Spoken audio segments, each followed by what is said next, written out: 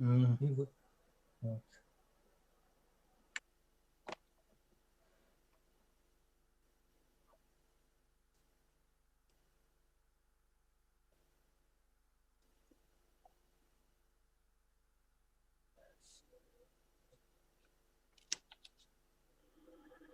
Александр Константинович, видите меня? Новожилов Виктор Феодосевич.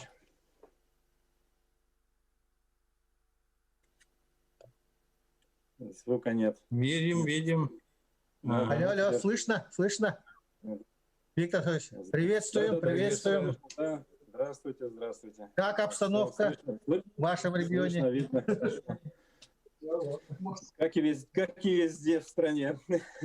Смотря что подразумевается. Ага. Рад видеть. С коронавирусом не очень, если имеется в виду это. Ну, везде сложно. Да, именно так, Александр Константинович, да. Это плохо, конечно. Плохо. Коллеги, добрый день. Государственная Дума. Слышно, видно нас? Все хорошо? Да, слышно, видно. Вопрос, слышно, видно, точнее просьба, пожелание вот к организатору возможно? Слышит меня организатор? Технический персонал. Так, уважаемые участники, здрасте. Да, добрый день. Просьба Государственной Думе, не выключайте, пожалуйста, принудительно микрофон. Здесь конгресс-система используется, поэтому не нужно принудительно выключать в Zoom. Главное, чтобы от вас не было помех, поэтому если получится, да, вы можете там у себя отключать микрофоны. У нас спикер.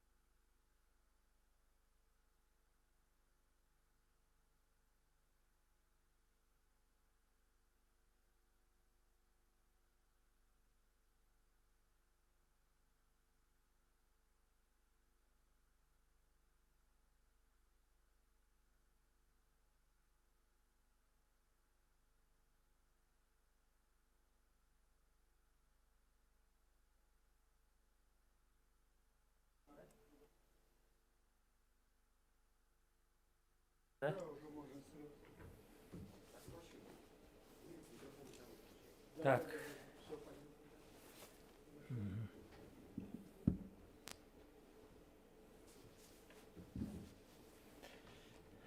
Мы проводим его впервые, так, Виктор Николаевич? Да, первый. Парламентская сессия, да? Да, Северный включил развитие. Второе заседание, парламентской сессии первое.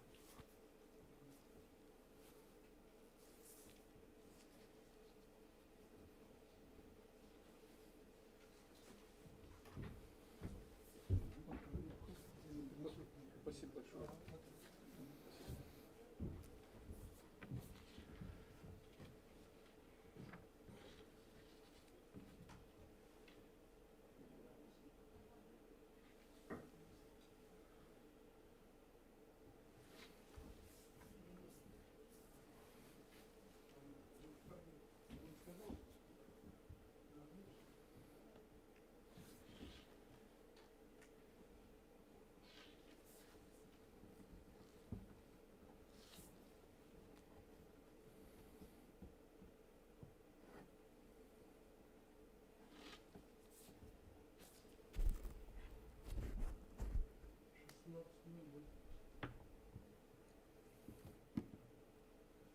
Нет, эти часы не спешат.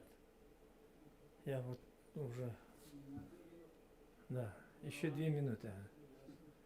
Вот я каждый раз отмечаю, что у нас часы на всех этажах на 2 минуты, 1,5 минуты спешат. Надо хвост счастья сказать.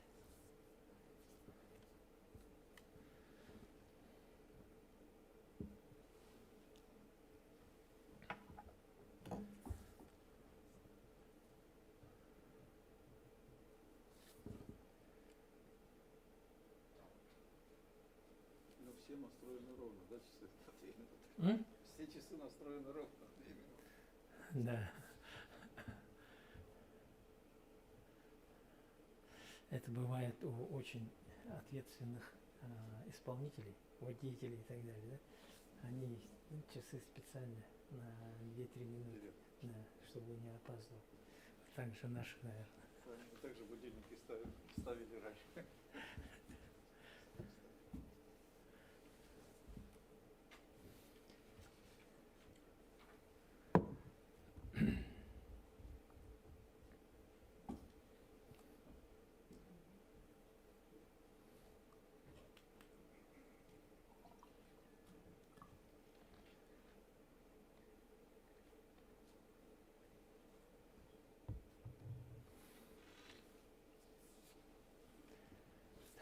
Мне не очень удобно говорить. Все-таки сниму, наверное.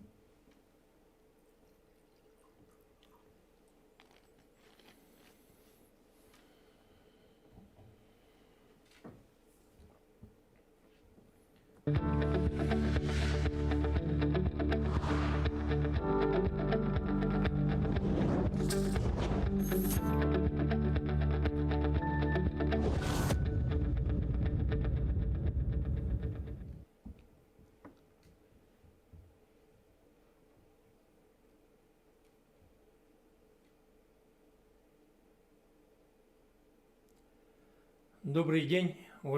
Hello, dear colleagues. It's a pleasure to see all of you here at this parliamentary session on the legal aspects of life, sustenance, and sustainable development of the Northern and Arctic territories, held under the aegis of Northern Forum. It's the first time we're holding such a parliamentary session like this, and it's held within the frameworks of the second Northern Sustainable Development Forum.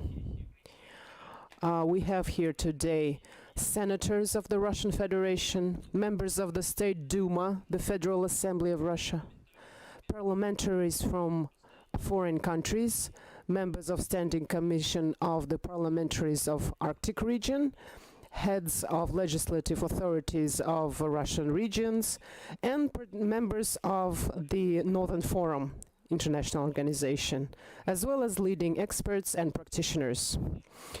Today, we will be working in a wide range of time zones. So, please, everybody, I hope understands it. And today we will be listening to 20 reports and speeches on a wide variety of topics under our theme. We also have over 100 people from Russia, from Norway, from Iceland, from Finland. On behalf of the organizers of the forum, I thank all of you for your interest in this parliamentary session. I'm glad that the Northern Forum on Sustainable Development is included into the program of the key events of Russia's chairmanship in the Arctic Council in 2021-22. And I am sure that this forum, as a platform for interaction, will give us possibility to discuss legal frameworks and exchange our best practices. I will remind you that you can see us in Zoom platform. Please go also to the NSDF site, and you also can see the stream on YouTube. So allow me to declare the session of today open. Dear participants of the parliamentary session, the State Assembly of Iltumen has received greetings from two participants of the session. I will now read them out briefly. Olga Yepifanova, Deputy Chair of the State Duma of the Federal Assembly of Russia, and also the head of the Expert Council on Legal Support for the Development of the Regions of Extreme North, Equal Status Areas, and Regions of the Far East, and the territories within the Russian Arctic Zone. From Russia, Moscow, she is greeting all of the participants. The law of the regions of Russia plays a key role in legal solutions to Arctic issues, and discussion of best practices allows us to qualitatively improve the law. Olga wishes all of us very fruitful cooperation, success, and all the best.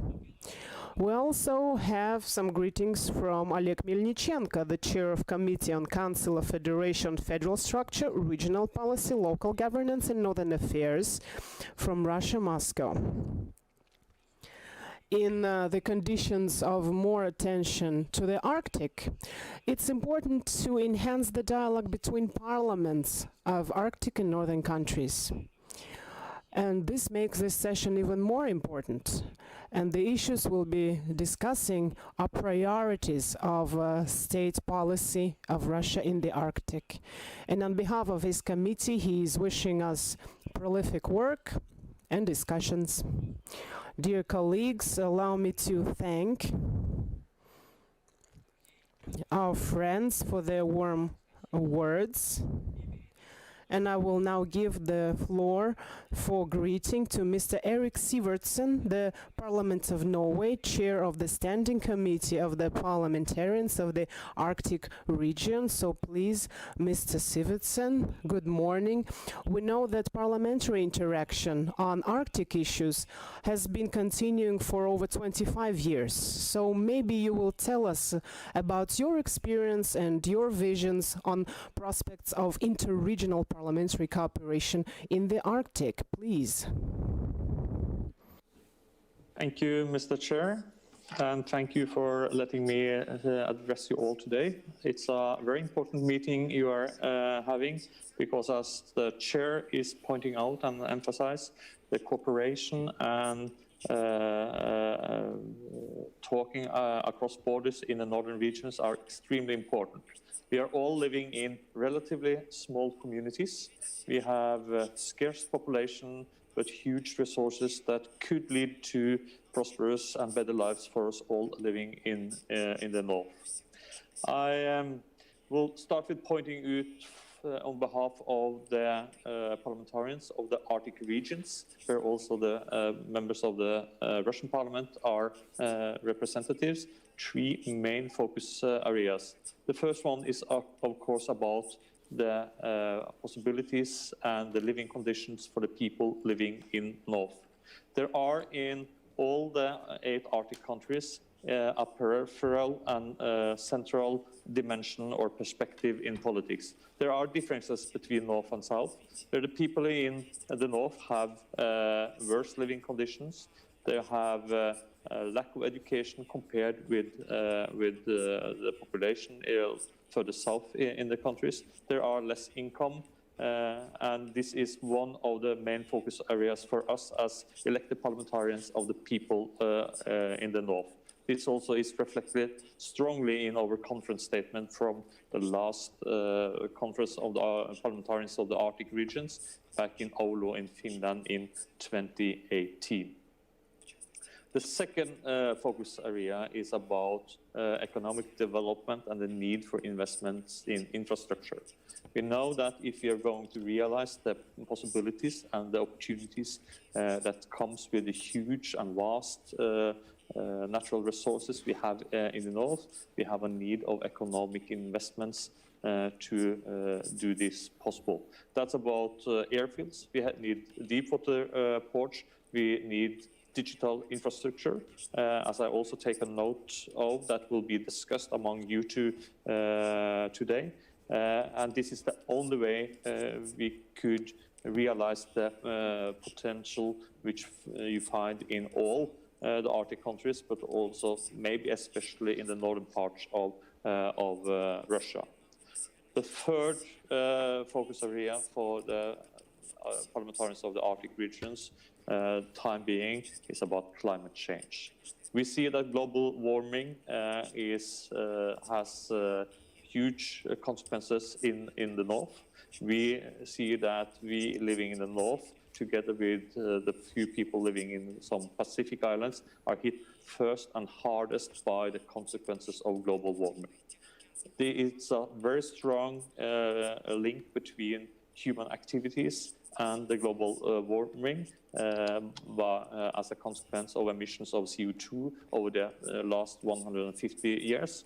But as inhabitants of North, we do know that it's not the 4 million people living in the North who has created the global warming and the crisis we know our experiences. It's the sum of the 7 billion people living on Earth.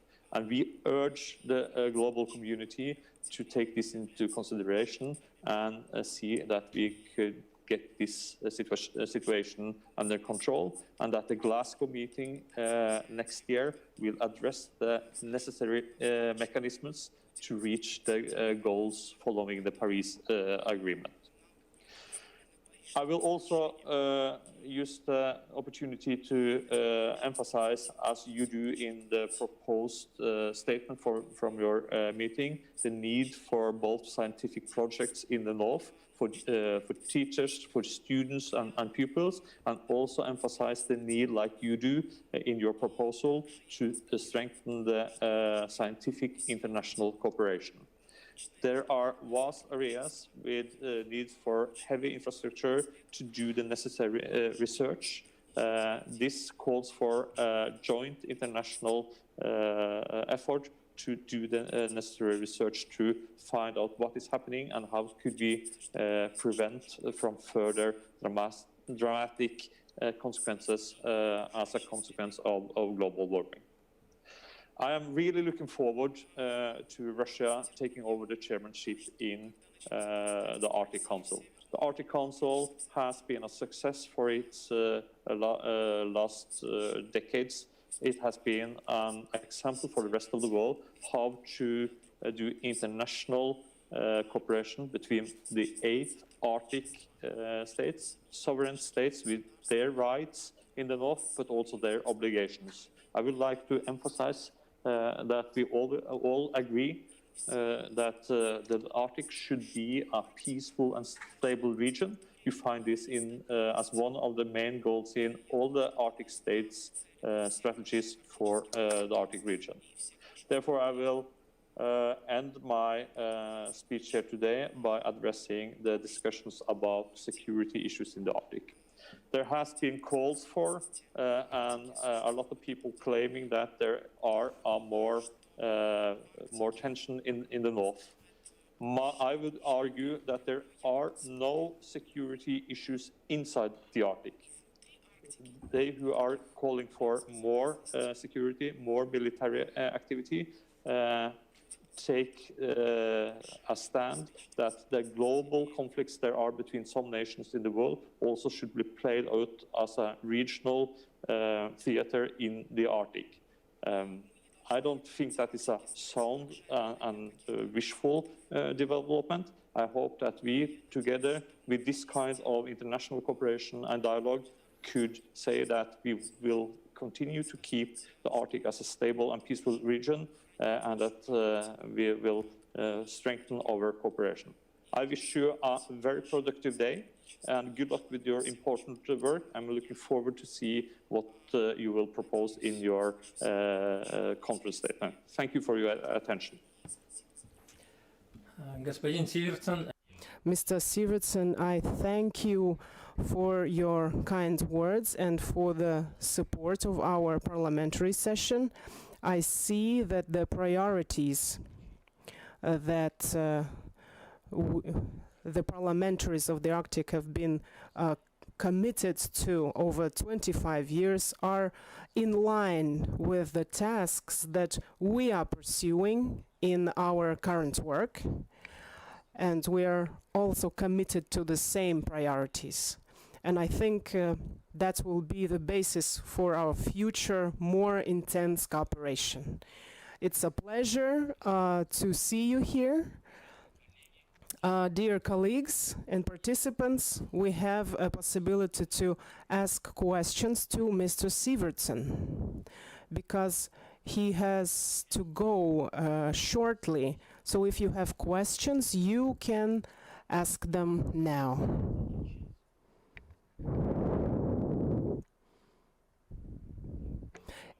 Okay. We are still in contact anyways. We will all continue to communicate afterwards. You can also send us your questions after the session, and we will no doubt find answers to them. So, Mr. Sivertson, thank you once again for your welcome speech.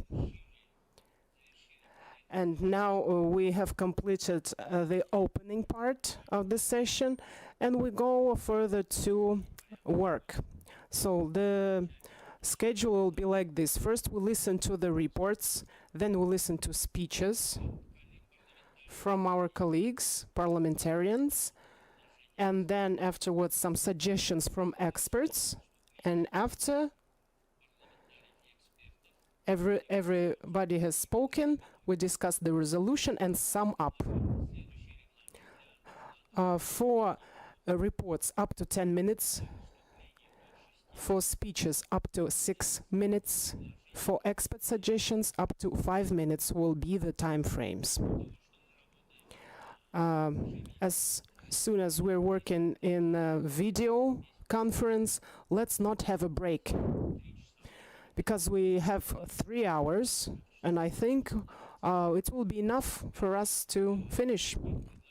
If you don't have any other suggestions or comments, let's agree. Thank you. Now I ask all the speakers and presenters to keep to your time limits. And now I give the floor to Alexander Akimov, the Deputy Chairman, Committee of the Council of Federation and Federal Structure, Regional Policy, Local Governance and Northern Affairs, and Chairman of the Arctic and Antarctic Council in Moscow, Russia.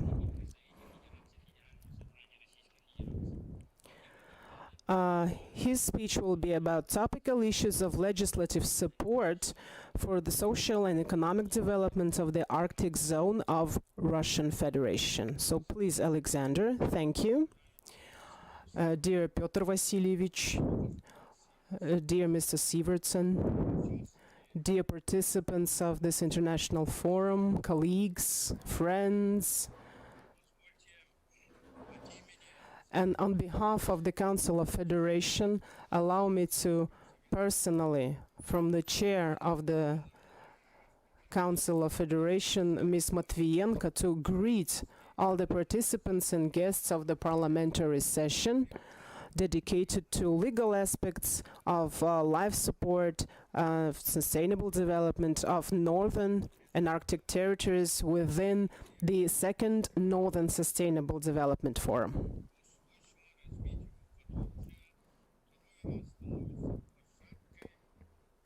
And this forum is a platform for our discussions already for the second time.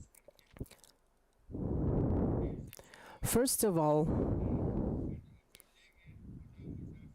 dear colleagues, I would like to thank the organizers of the forum.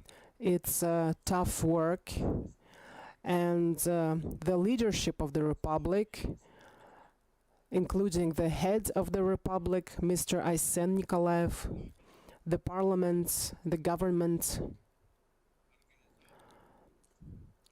have provided us an opportunity to hold this session at this high level and discuss the most burning issues of developing the Arctic of the Russian Federation.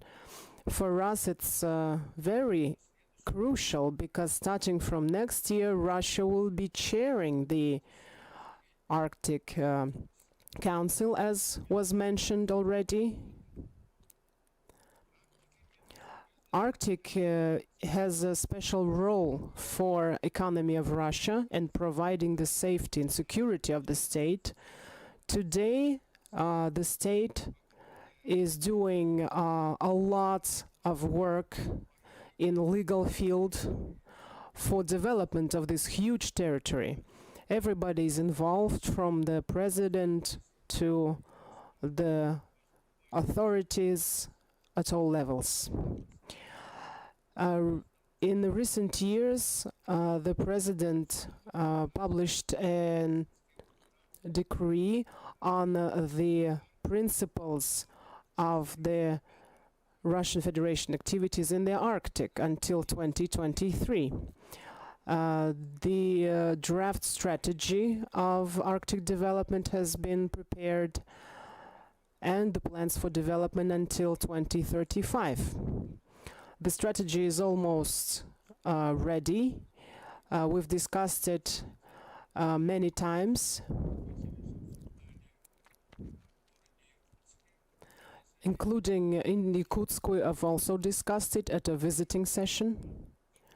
So it's almost ready. The document is almost ready.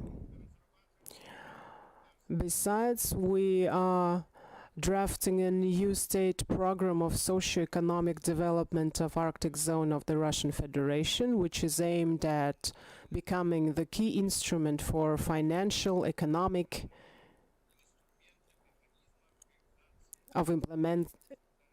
instrument of implementing our plans. We have programs for development of the Far East, a national program which is adopted until 2035. And we have to have the same program for the Arctic, and it's already underway. I think it will be adopted soon. We also drafted a sub-program on the initiative of the Sakha Republic and other regions, which is called the Children of the Arctic. It will be a part of the state program of Russia of social and economic development of Arctic. Another thing is that at the end of our spring session, we adopted a package of federal laws on state support to entrepreneurship in the Arctic, and the law entered into force in August, thanks to which Arctic zone of Russia has become the largest free economic zone with a large variety of preferences for investment projects. I think it's a unique document. We have to study it carefully. Its development of Northern Sea Route, the use of Northern Sea Route should be increased up to 80 million tons, then to 200 million tons. Of course, it's the shortest passage for everyone. It's also development of the overall transport infrastructure, railroads, motorways, etc. So these laws provide benefits not only for large investments, but also for smaller companies. Any entrepreneur who is willing to invest into Arctic at least 1 million rubles can actually get the status of a resident. I think it's a very good thing. Also, there is tax benefits, insurance benefits. It includes federal taxes as well, and regional taxes.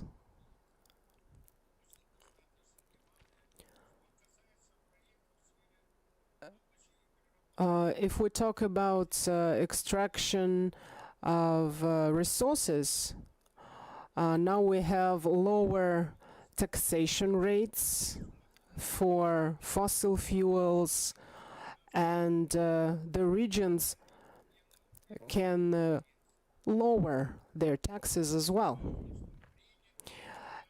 And these federal laws provide not only a special conditions for entrepreneurs, but also a range of measures to protect the rights of indigenous peoples who live here in the north, because they are the owners of the land by their nature, because they have been living there forever.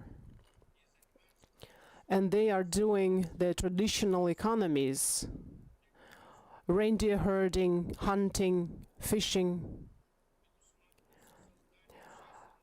A public council should be created that will monitor the process of interaction of resident companies and local communities. And also it will develop some protective measures for environment, and it all shall improve Russian legislation. Besides, currently the Ministry for Development of Far East of Russia, I would like to mention that we have a special ministry for the development of the Far East and the Arctic. It's a whole ministry. It's been working for several years and it's quite successful. So together with the Agency for Human Capital Development in the Arctic and in the Far East, they have prepared the standard of responsibility of resident companies in the Arctic on how they should interact with indigenous communities. Because these are standards in the social sphere, in ecology, in monitoring, in all of the aspects of their interactions. So this standard should foster the sustainable development of indigenous peoples, increasing quality of their lives and safeguarding their lands, attracting investors and improving economy should become the powerhouse for development of these territories.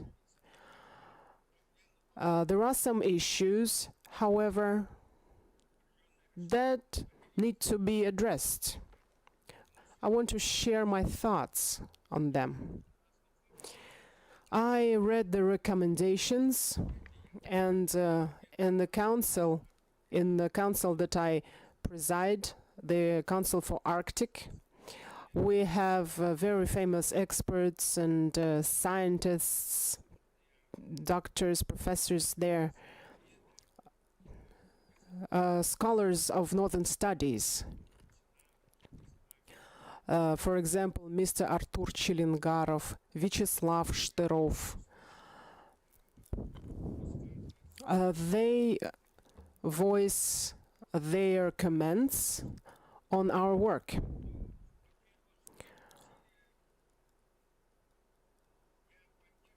I support the recommendation in general, and I will give my remarks in detail later. The system of guarantees and compensations for people who live in the northern regions has become obsolete. It has become ineffective, and we've been discussing it for a long time already, several times. We should go back to it and maybe involve some academic expertise, because, as I say, it's obsolete. Another thing is that the zoning of the north is also not really efficient, because we have it in Russia. It was developed in some couple of decades ago, but it was developed but never was adopted. Maybe we should again go back to remapping or rezoning the northern regions. Another important thing is training of professionals for the Arctic, both in higher education and in technical education. Because people are leaving the Arctic, especially back in 1990s, the outflow was huge.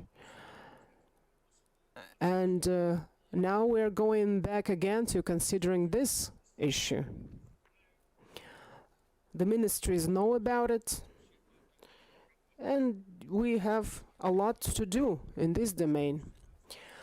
Another thing is that nomadic education is not really taken into account in the educational laws.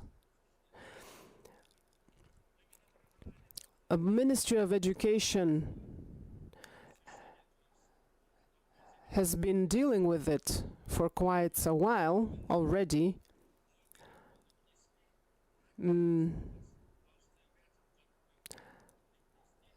So I hope that soon we will develop some new measures to make the life of nomadic schools easier. And another question is training programs which are needed to teach students their native languages. There is a federal agency on the ethnic affairs. They are dealing with it, and I hope there will be results for native languages as well. And we reviewed also the issue of small aviation. We all understand what it means. We are discussing it in detail all the time, and I hope that nearest future will bring us some solutions, both for the renewal of the fleet and the reconstruction of airfields. And still one more aspect is tele-info communications. We again all understand what that means. So, dear colleagues, I fully support, as the chair of the Council for Arctic and Antarctic, I fully support the initiative of creation of a standing structure of interparliamentary cooperation. At the international level. I think it is necessary to share experiences.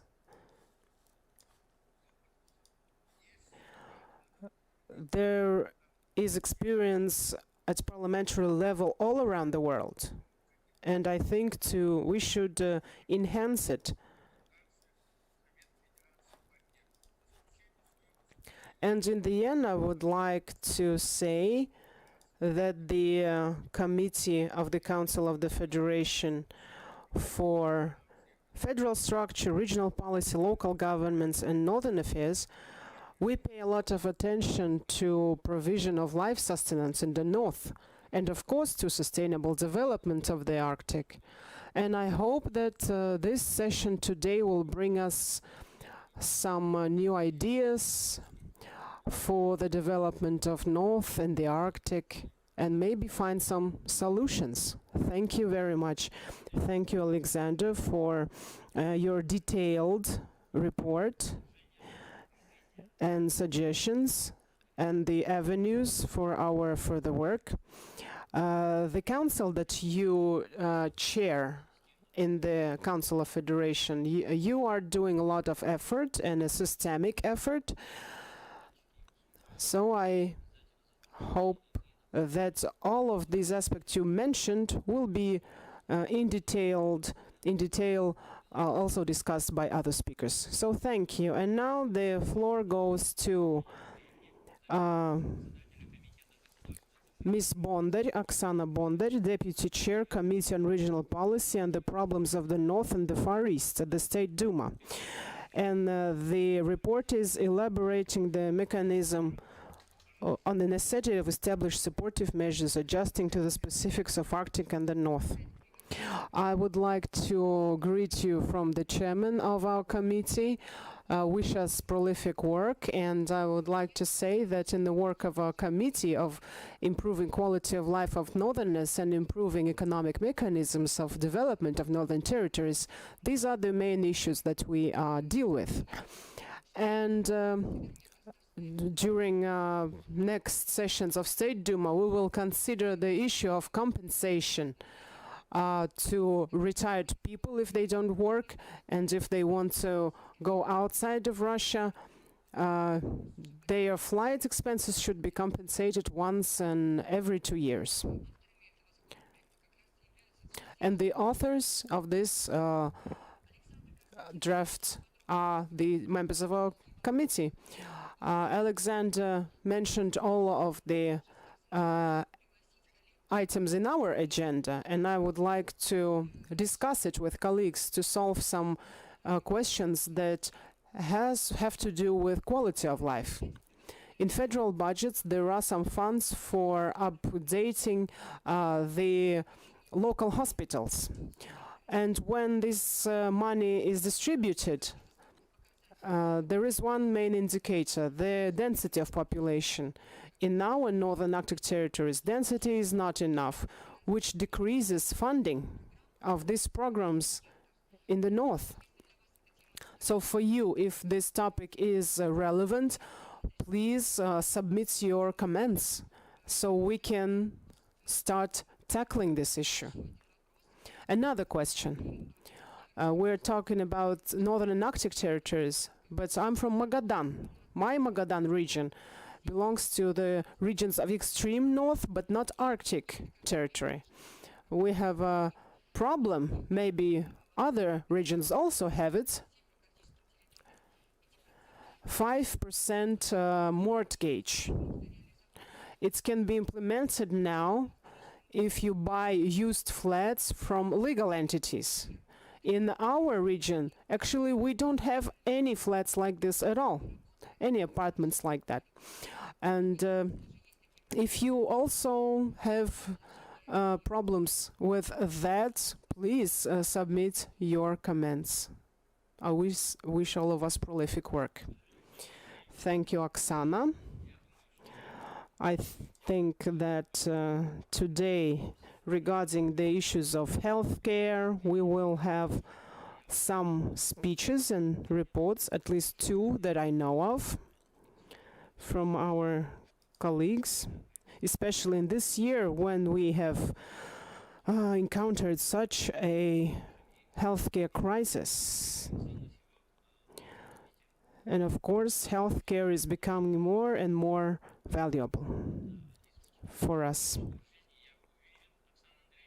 So I am sure, Oksana, that your message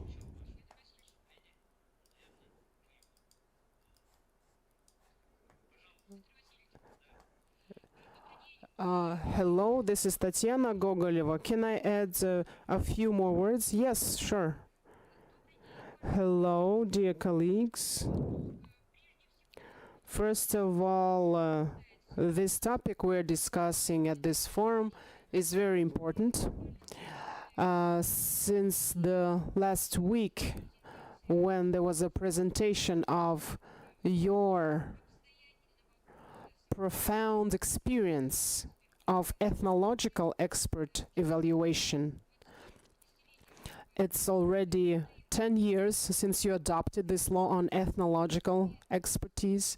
You already held 22 expert reviews.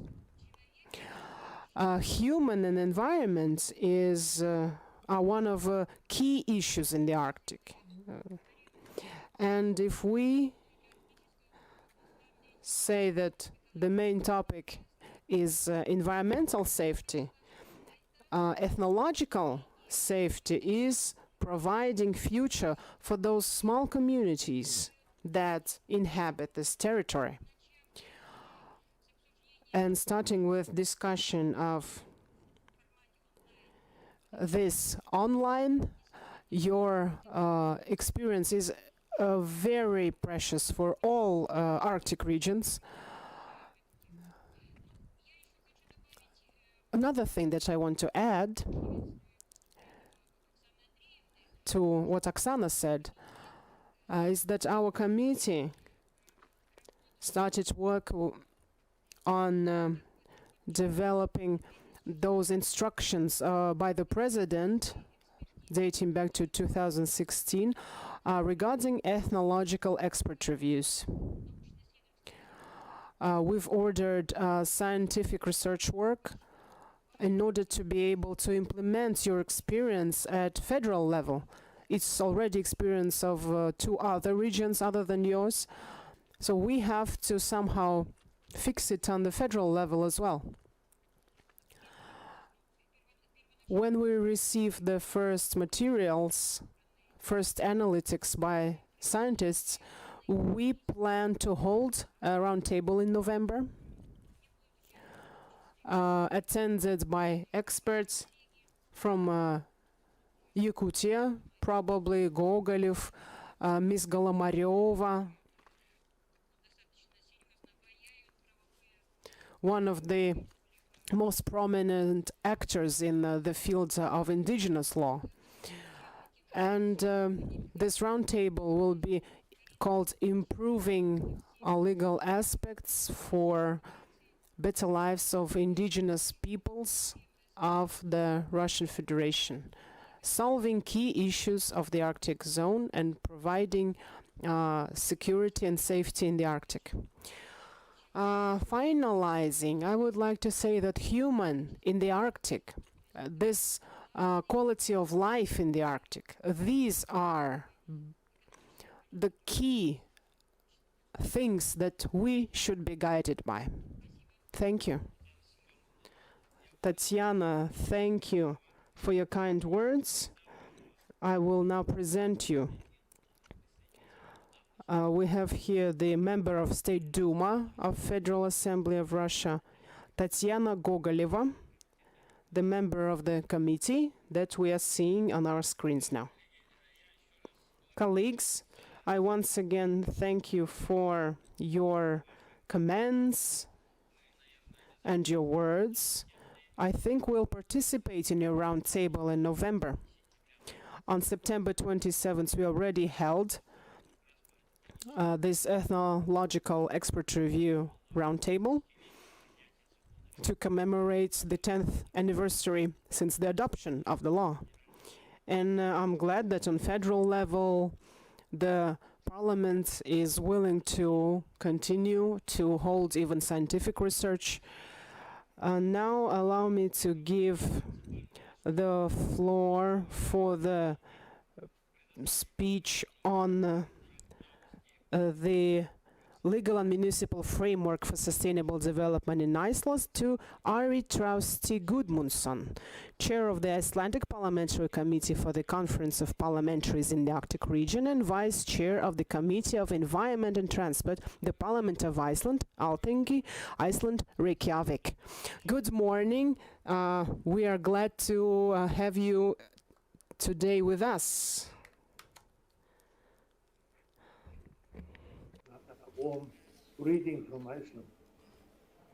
Mr. Chairman of Iltumen and honorable participants, through interaction between the Icelandic government and the Parliament, an Arctic policy was made public in 2011. It is now being revised and hopefully will be passed through Parliament in 2021. The key issues in the Arctic policy have been sustainability, gender equality, scientific cooperation, connectivity, reduction of carbon emissions, environmental protection and green energy, focus on social welfare, and emphasis on indigenous people's rights and culture, as well as strong support for the Arctic Council, where dialogue and cooperation is in the forefront. These key policy issues have guided us in our work within the Arctic Council, the Nordic Council, the Conference of Parliamentarians in the Arctic region, the Northern Dimension and Northern Forum, to name some of the important forums. These principles and answers to new challenges will guide us in the parliamentary work for a new Arctic policy resolution. I mention all of this because domestic politics in Iceland do reflect these issues and policies. I want to thank you for inviting members of the Icelandic Parliament and for the opportunity to address this online parliamentarian session of the Northern Forum. I will use my time to briefly explain the legal framework for the state and municipalities for sustainable economic, social, and environmental development, and mention some of the results. The laws concerning this development come into being through a process that involves the Icelandic government, past and present, the Parliament with its 8 standing committees that discuss and revise every legislation bill or proposal put forward to the Parliament. There are almost 70 municipalities in Iceland, ranging from Reykjavik with well over 130,000 inhabitants to very small ones with 50 to 100 inhabitants. They elect each council every 4 years and have formed a countrywide union of representatives as well as smaller regional support councils. Municipalities are asked to attend with their representatives the parliamentary committee meetings whenever legislative bills or proposals concerning municipal matters are being discussed. A government online forum is also open to the public for comments on bills, proposals, policies, etc. Most of bills and resolutions proposals are put forward by the acting government and composed within the ministries. At that stage, consulting dialogue between representatives of municipalities and ministerial specialists commonly takes place. Actually, a number of bills and proposals is also instated by individual members of parliament or by a group from either parties that form acting government or from the opposition, and sometimes even by members of both wings. The primary basic law of municipality functions and duties has been revised many times over. This year, the main emphasis was on merging of municipalities. The aim is to enlarge municipalities in each region of Iceland, thus facilitating them to be more able to take care of the many tasks that they have gradually taken over, wholly or partly from the state. Every merging requires voting by the inhabitants. Tasks include healthcare, primary and secondary education, social care, and regional planning, to mention some. A special state fund functions to support the municipalities in accordance to the state population. It is a state fund that has been operating for a long time.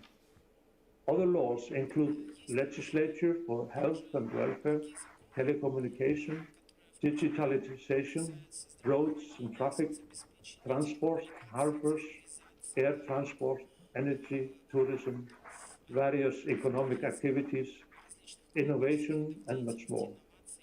The present government has strengthened the foundation for its lawmaking by issuing well-defined policies and action plans for branches like healthcare, innovation, climate change, food production and food safety, energy, and the shift to green energy, and aviation and tourism.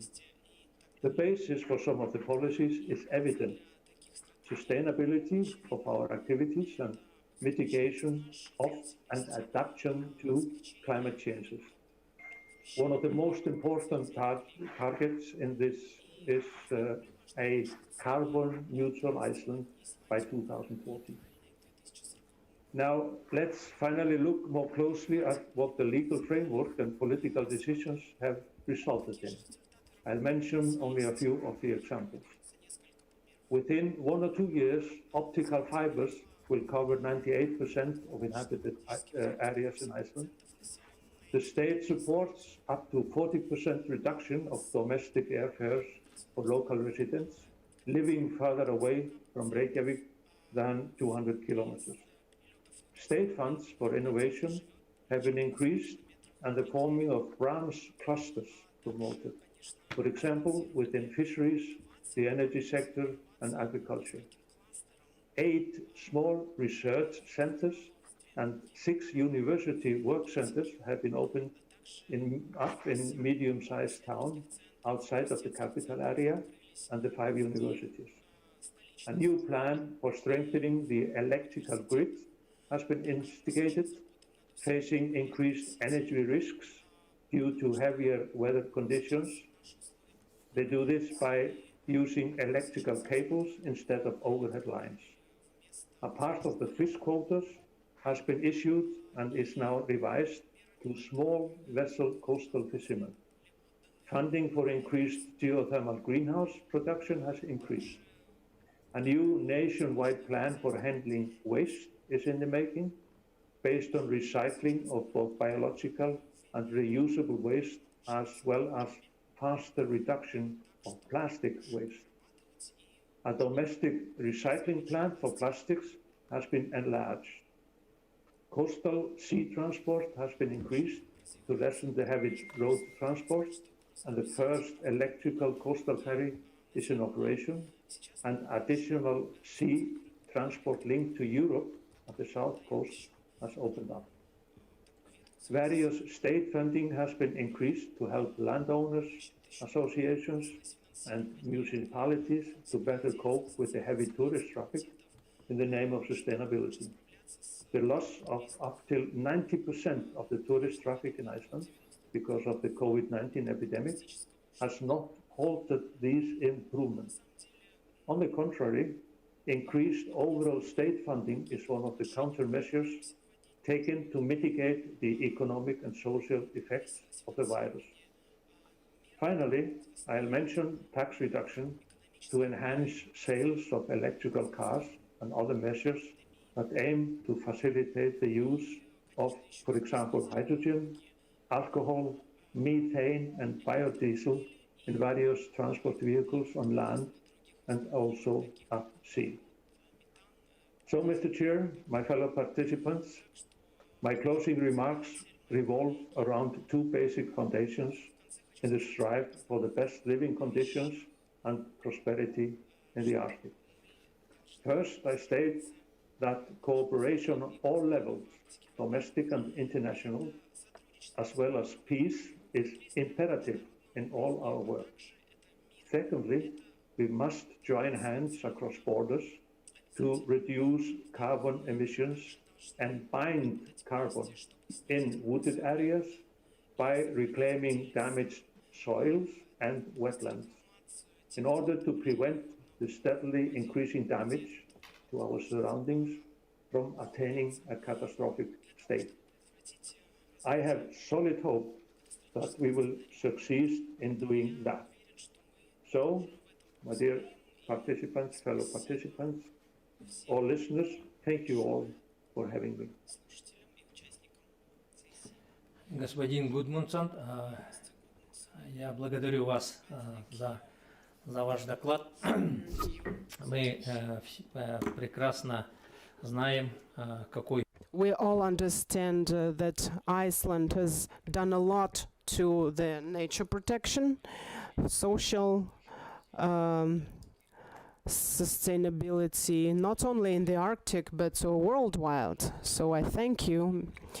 And from your presentation, we understood that those principles of functioning of municipalities and their tasks are also very close to us. In Russia, we also have new type of municipalities, which is called municipal district. And we also have to work with our population in order to optimize municipal structure of Russia. For example, in Sakha Republic, it's also a burning issue.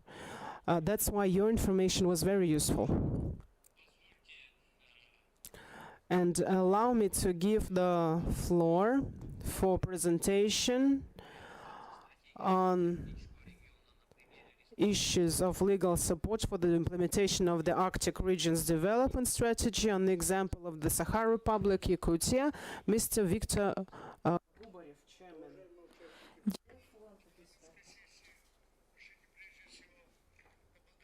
Let me thank your helping organization, this parliamentary session. Thank the participants, the committee.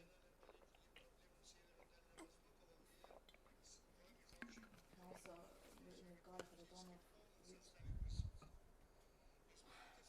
Republic of Sakha participates in the second International Forum, Northern Sustainable Development Forum, with a great interest.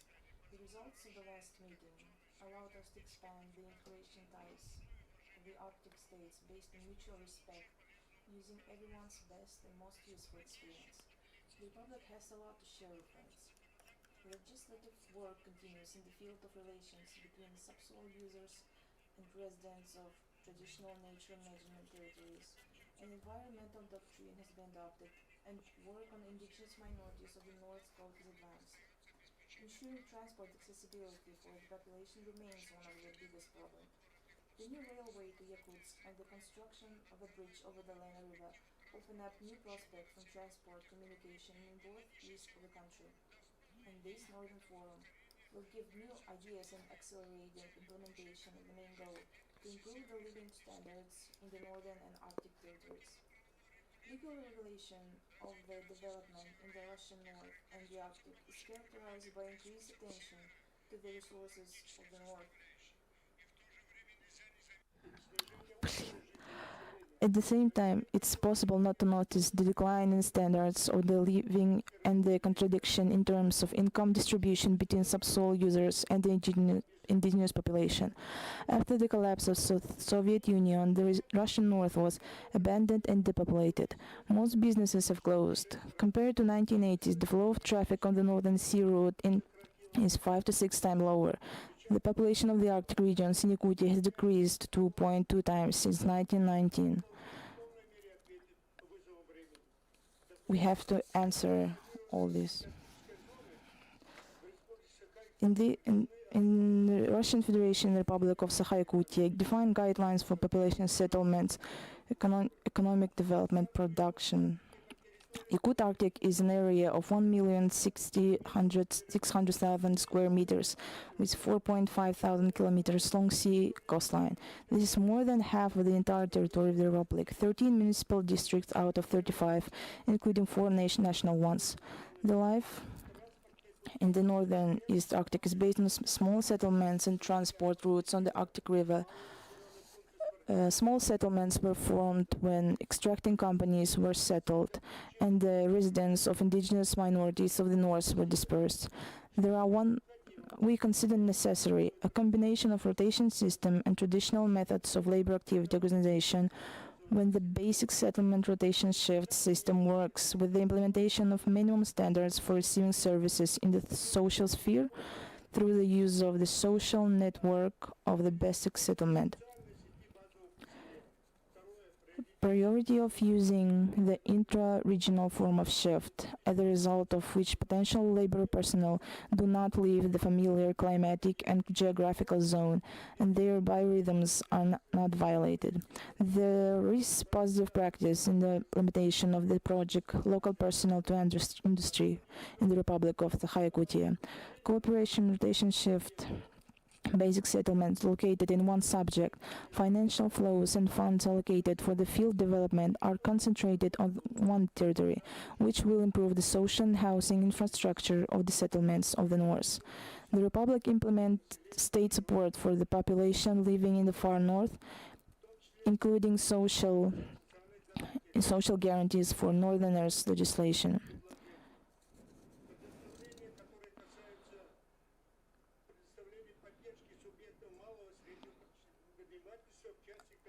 A number of proposals made for providing support to small and medium businesses regarding the compensation for travel and baggage transportation to and from the place of vacation for employees. For co-financing from the federal budget for the organization of recreation and health improvement of disadvantaged children in the Arctic region of the Norway Republic of Sakha Yakutia. The situation with northern benefits according to the Labor Code of Russian Federation, payment and assigned to employers. This creates financial problems for small and medium businesses. It is necessary to review modern legislation. This would put entrepreneurs in a competitive environment. More than 30% of the rights of indigenous people in the North Iberia and Far East have been adopted at the federal and national level, despite the fact that they required improvement in terms of their reflection in various industry laws. This is what happened with the Republican law on ethnological expertise in places of traditional residence and traditional economic activity of indigenous minorities in the North and the Republic of Sakha. This decree does not take into account the full responsibility of subsoil users. Until now, and does not take into account. Until now, the issues of land that is being leased have not been resolved, and restrictions on obtaining the right into industrial fishing have not been lifted. In general, the specifics of the Arctic zone are not taken into account in the industry legislation.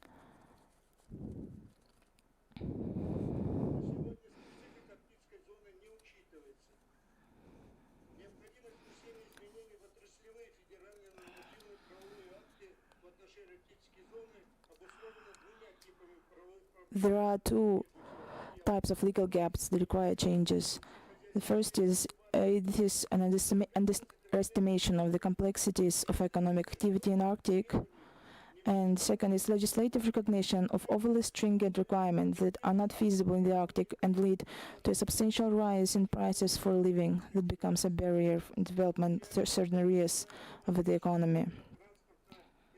It's no coincidence that the main theme of this forum is transport infrastructure in the North and the Arctic.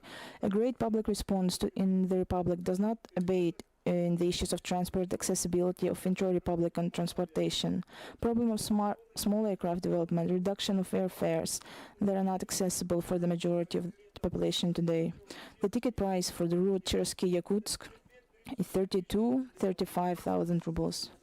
Repeated proposals for federal subsidies for airfares within the Republic still do not find support.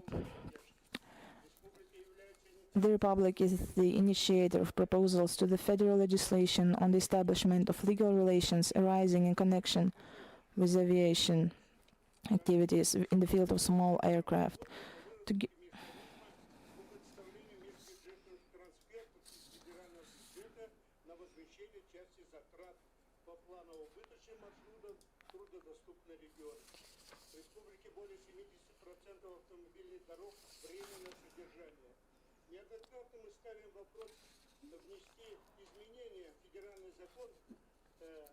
together with the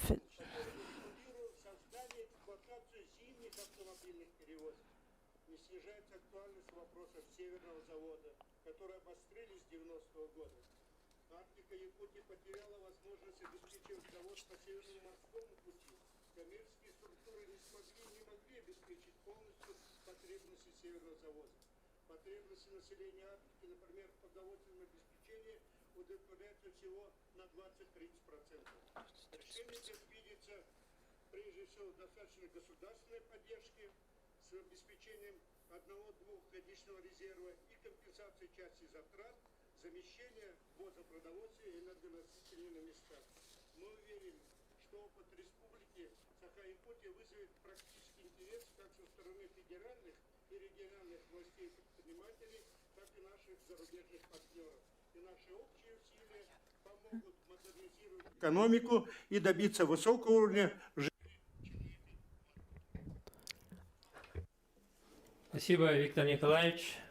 Thank you, Victor. Dear participants of the parliamentary session, we have listened to all the reports and now we go on to speeches.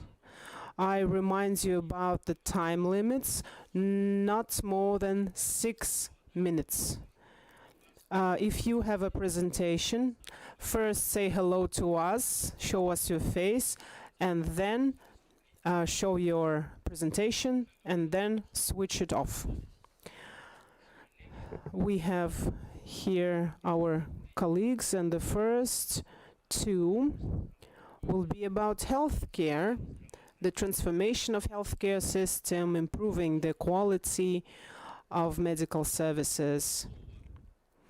Let me give the floor to Tatiana Kusaiko, the Senator of the Russian Federation, the Council of Federation of the Federal Assembly of the Russian Federation for Social Policy. Telemedicine as a tool of promoting quality and accessibility of medical services in the northern regions of Russia. Please, Tatiana. Hello, dear colleagues, dear Pyotr Vasilievich. Without doubt, I would like to say hello from the chair of the Committee on Social Issues. This committee is dealing exactly with the legal aspects of social domain and sustaining life in North and the Arctic. And one of the directions of our work is healthcare. Arctic regions and population and shift workers, they face challenges. And common for everybody are challenges of climate, daylight challenges, low density of population, and remoteness from medical facilities, lack of roads, and sometimes you cannot even deliver a patient to a hospital due to meteorological conditions. It's true for both on land patients and those who are in the drifting platforms, off coast, etc. So our system has of remote medicine, telemedicine, allows to monitor the health of a patient remotely using info communication systems after getting of the information on the patient. Development of telemedicine in Russian Arctic has its own peculiarities. Great distances, low development of infrastructure. It doesn't allow to maintain fully equipped medical facilities in every settlement. That's why telemedicine might become a tool for providing quality medical assistance and to even save lives in the north. As I mentioned, there are some challenges due to impossibility of fast evacuation. The only way sometimes is the aerial way, but sometimes it's not possible, either because of the condition of the patient or because of the weather conditions. Telemedicine can help to stabilize at least the condition before the patient is transported. The avenues for development of telemedicine are huge, and development of telemedicine in the format of doctor-doctor provides us with a possibility to hold consultations with high-profile professionals, even in remote communities. And these practices of automation can be used in larger medical facilities, and of course it's not possible to achieve in smaller facilities, and it should be practiced daily to maintain your expertise. And I don't think there should be distinguishing between, or I don't think you have to choose between your small medical points in your settlement or telemedicine. I think these both should be combined. This year we have adopted federal law on experimental legal regimes for digital sphere in Russia, and we have amended it so as these regimes would be used more effectively. So we can use digital technologies to optimize the patient flow, to increase efficiency of medical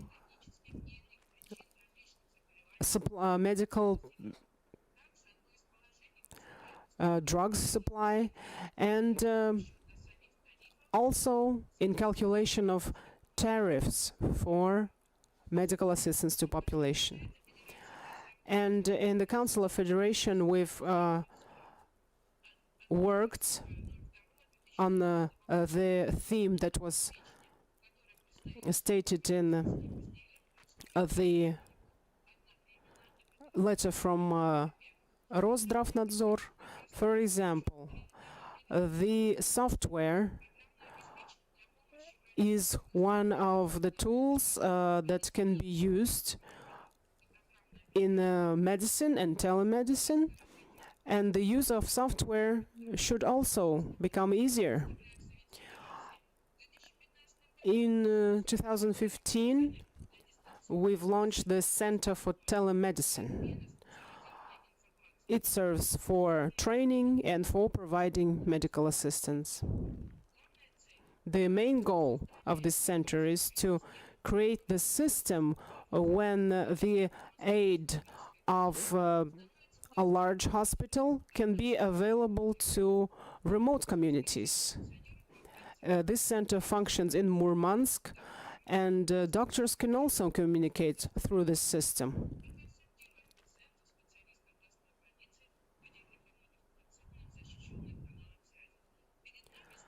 And we are facing a lot more challenges that we have to tackle.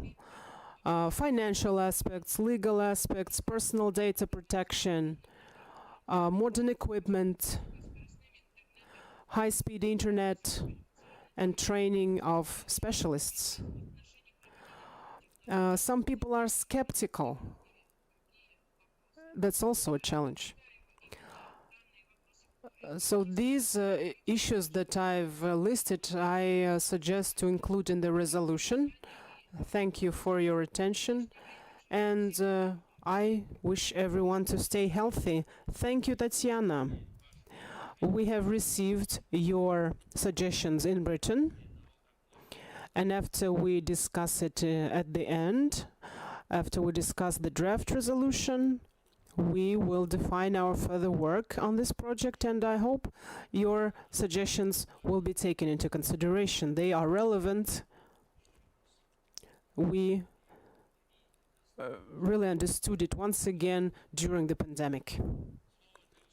The floor is given to legal aspects of mobile medical assistance in conditions of sparsely populated Arctic territories, given to Fedot Tumusov, the first Deputy Chairman, Committee on Health Protections of the State Duma of the Russian Federation. Thank you. Dear Pyotr Vasilievich, dear colleagues, hello. It's an honor for me to take part in this conference of the Northern Forum and to be here at this high-ranking forum. Exactly 1 year ago, during these days, the members of the Committee on Healthcare of the State Duma were working in the Sakha Republic. They were visiting and having a round table, getting acquainted with the first medical aid.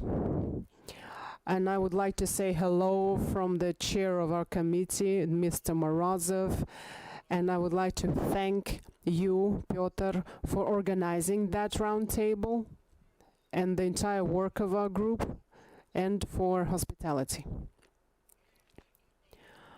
Based on the results of the roundtable, we've drafted and adopted recommendations of our Committee on Healthcare and sent it to the government of Russia and corresponding ministries. And we're working on these recommendations now to implement them. We've accepted some tools to implement them. There is a working group on Arctic medicine, and I'm the head of this. I would like to bring you an example. A few years ago, I was at the session of a standing committee of parliamentaries of Arctic regions in Norway, and we flew to the northernmost community in the world in Norway, and we got stuck there because of the weather. And one of our colleagues, I don't remember who exactly, fell ill, and the helicopter arrived, a mobile medical complex with all the equipment to attend to the patient urgently, starting from diagnostics and the rest of it. But if something happened like here, just a simple regular Mi-8 helicopter would come here. So that's the difference between our countries. So why our medicine is so challenged in Russia and in Yakutia? Why? First reason is that the general principles of healthcare that unfortunately is adopted by Russia. The principles now and the financing now is based on business principles, on how many patients you have attended to, the more you get paid. And the financing depends on it. It's not very good. It's unacceptable for our Arctic conditions. Because, here's the second reason. The peculiarities of Arctic regions, there are two of them. I won't even mention climate. Great distances and very small communities. Sometimes it's even reindeer herding brigades. But we have standards that are designed for, let's say, Moscow. They don't suit Arctic conditions. We are fighting with it. And last year, thanks to the assistance of the heads of the Republic, we've achieved one great victory. We changed the standards of financing. And our distinctive features are now being taken into account. We now get some more funding that we were lacking in the previous years. That is why the two problems are the business model, and the second is undifferentiation of different regions in terms of financing. And the head of the Republic last year at the Eastern Economic Forum mentioned that we have, in the Arctic regions, we have to switch to budget estimates financing of medicine. There is no other way of providing sustainable work of medicine in the Arctic and in the North. And this suggestion was heard by the government, but now we have to change the legislation. That's what we are working on. And the next thing is that, for example, in Sakha Republic, we are building our cancer hospital, cardiological hospital. It improves the quality of medical aids to the entire population of the region. But the financing stays the same. What you do then?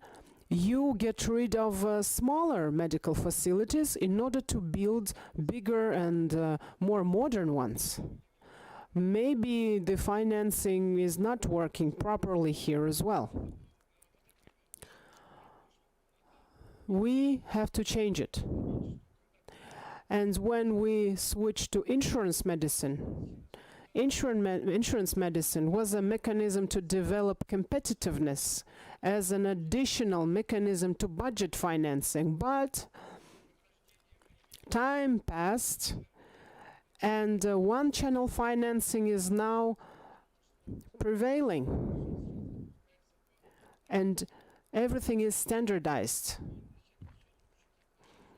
And no one takes into consideration the reality. That's why I think mobile medical assistance should be designated as a special type of medical assistance with special tariffs.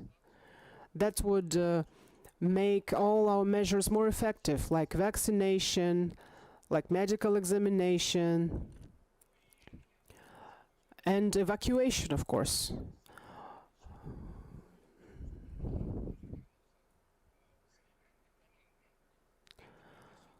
All of this should be reflected in the tariffs. At the round table, our experts were insisting on that using aviation is a matter of life and death for us. Because to some points, you only can get to by airplanes. Sanitary aviation today is used as an emergency tool. 1 minute, please.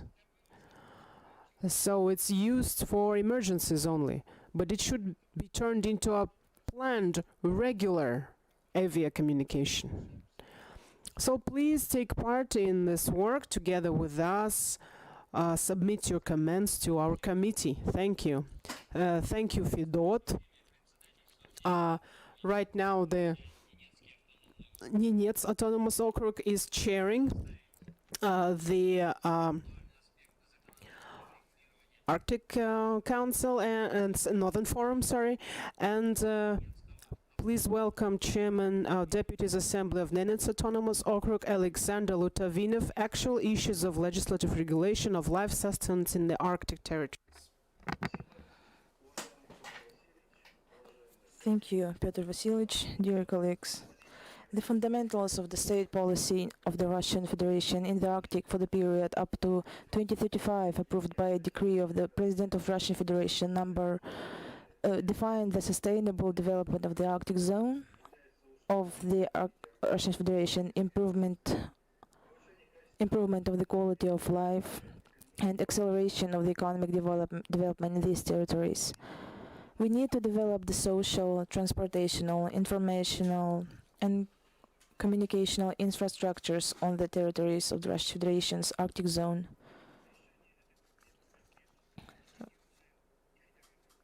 Both the regions and the federal government are interested in solving this problem. There are a few issues that we are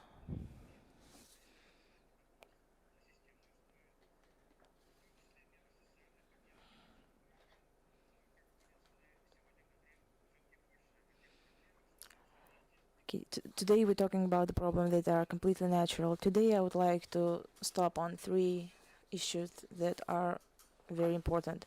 The first question is to determine the specifics of the management of municipal solid waste in the Arctic.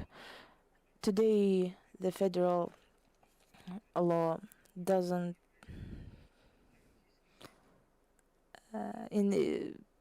no peculiarities of its relation in the remote territories. This has led to the fact that today the regional operators' price for consumers who do not live on sites amounted to 102.1 thousand rubles per ton for the export of waste by river and 253.9 thousand rubles per cubic meter for the export of waste by sea. We understand that is a huge number and few organizations working in rural areas can afford it. These prices and the budget expenses that arise can be significantly reduced by reducing the cost of transporting waste from hard-to-reach areas. This is possible if the periods of MSW accumulation in these settlements increases, and if all MSW accumulation sites are fully equipped with autonomous equipment for sorting, compressing, and recycling waste. According to the federal law on production and consumption waste, we are required to remove waste collected in localities once every 11 months. This approach is not focused on the navigation periods of the far north, but it gives a shift of 1 month per year. So our offer is to make the export not once every 11 months, but at least once a year, because we depend greatly on navigation. We also propose giving the Arctic the opportunity not to use the system of regional operators until 2025. During this time, it will be possible to prepare infrastructures in settlements, review accumulation standards, and taking into account that the main part of garbage will be processed and disposed of locally. I will add that we are familiar with the experience of our Yakut colleagues. I would like to wish you further success in developing equipment for the Arctic. It's probably a very more efficient way of solving this problem. Also, we have here foreign colleagues here. I think this issue of cooperation is very relevant. Also with the sciences and other structures that would help solving this very important issue. Our second proposal, amending the federal law on public procurement. We sent to the Ministry of the Russian Federation on development of the Far East and Arctic proposals to change the federal law number 44 FZ. We consider it necessary in the Arctic to allow placing government contracts in the field of the housing and communal services, construction and road maintenance from a single supplier, or to perform such tasks as planned state and municipal enterprises. We did that before, and we consistently achieved our goals and managed these processes. But we have all faced the problem of bidding in remote and hard-to-reach settlements. We understand that there is almost no competition in the Arctic for small objects. Often there is no competition at large facilities as well. It is difficult to organize participation in such auctions even for one performer. But behind every failed auction, there are projects that remain plans that are not implemented or do not provide economic growth or do not create new jobs. We hope to solve this problem as well. And the third, The third proposal is to amend budget code in terms of subsidizing accessible goods from the budget of subject. We are talking about fuel for remote village. The law today does not allow us to give such subsidies. Previously, the price this year is balanced in villages at the level of 90 to 105 rubles, which is expensive for the villages.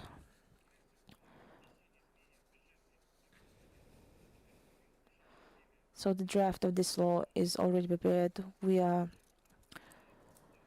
planning to discuss it within the framework of the Parliamentary Association of the Northwest of Russia in the near future. So we hope for the support of such bill. So once again, I would like to thank for the possibility. I think only together we can solve this kind of problems. Thank you for your attention. Thank you for your proposals, and we are going to discuss them. And the topics you mentioned, they are present in all the regions of Russian Federation that are located in the Arctic.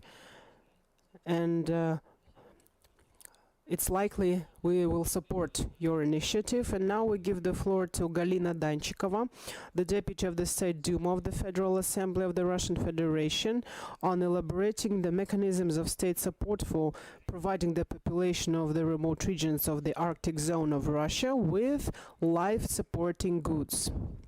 Please, Galina. Hello, dear colleagues. Allow me to greet the participants and the guests of the session. And we understand that this forum is discussing the most relevant issues for us. And the topic of my report is quite relevant. It has to do with quality of life and health. It's good foods provided to the Arctic. This is the agenda not only for Arctic, but the entire country. And within the Northern Forum, many colleagues can share their experience on this. We've analyzed the Sakha Republic, the consumption of population, and compared it to the national standards. And there are some types of foods like vegetables and fruits. How in line are we with the recommendations of the Health Ministry? For vegetables, we keep up to 20-30%, and for fruits, only 40% of the standard recommendations. But there is another topic, like breads, cereals, and pasta. Here we also differ from the standard.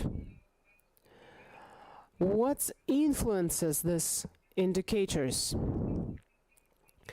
Due to objective reasons like remoteness, transport limitations, necessity to do agriculture in harsh conditions, and the lack of own production, especially in the Arctic. We provide the life-supporting goods only seasonally, during navigation periods or the winter roads. Sometimes we deliver it by airplanes. Every region is solving the issues by themselves, by their own legal acts. But we have a very complicated transport scheme. Probably some other regions also have the same.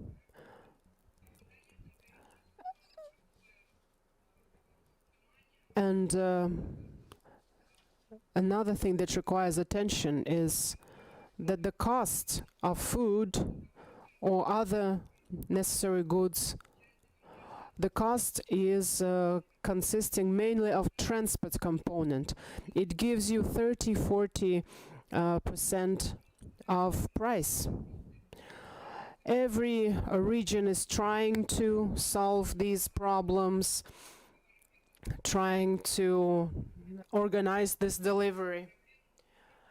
And without federal center participation, I don't think it's possible to do it now. We cannot deny that in order to provide these goods to Arctic territories, there are some measures taken. Transport infrastructure is developed, and there are special regions of extreme north and special lists of goods and cargoes that should be delivered. The budget code implies some loans to legal entities who are supplying such goods from that list, and also there is inter-budgetary relations to support that system. Nevertheless, all the measures that are taken on the regional level, on federal level, cannot completely cope with the problem. And today, as a proposal for resolution, we have to maybe invent a federal law as a basis for support of population of North and the Arctic in terms of providing necessary goods like food and drugs. And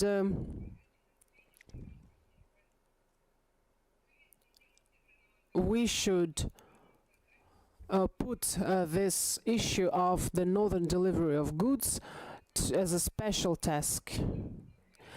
And we should devise a state policy that should invent new mechanisms and new interaction schemes. We should create a unified federal structure, maybe an agency or an operator who is responsible for organized supply of these goods to the Arctic territories. Sustainable development, quality of life are in the forefront. And the package of laws to ease in the life of entrepreneurs in the North is underway. The new programs of Arctic development are underway.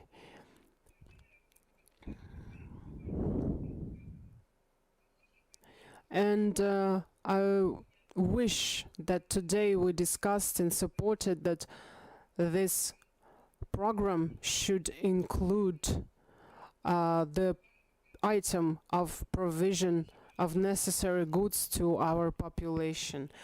Thank you, Galina. We will consider your proposal and we will include it in the resolution.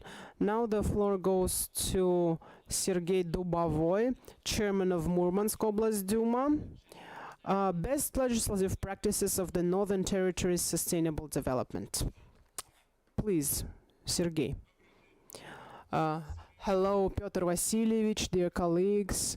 Every year, Arctic is attracting more and more attention as one of the most dynamically developing regions. The territory of Arctic in Russia, like our Kola Peninsula, is the gate of our Russian Arctic. It's a strategic region. The priorities of state policy in the Arctic are envisaged in principal documents that served for achievement of main priorities. And the first territory of preemptive economic development was organized here in our region, these are called TOR in Russian, territory of preemptive development. And I think these territories are have a potential for international cooperation and development. Our territory of preemptive economic development should use a set of tax preferences for residents. The taxes are sometimes completely alleviated, sometimes they are postponed. Also, the land plots for lease and a whole range of other measures. Today, there are 4 anchor investors in our territory. One of them is Novatek in the territory of Kola Peninsula. They construct a center for marine construction, for production and storage of LNG and gas condensate, as well as repairments of ships and creation of such territories in the Arctic should open up new avenues for development.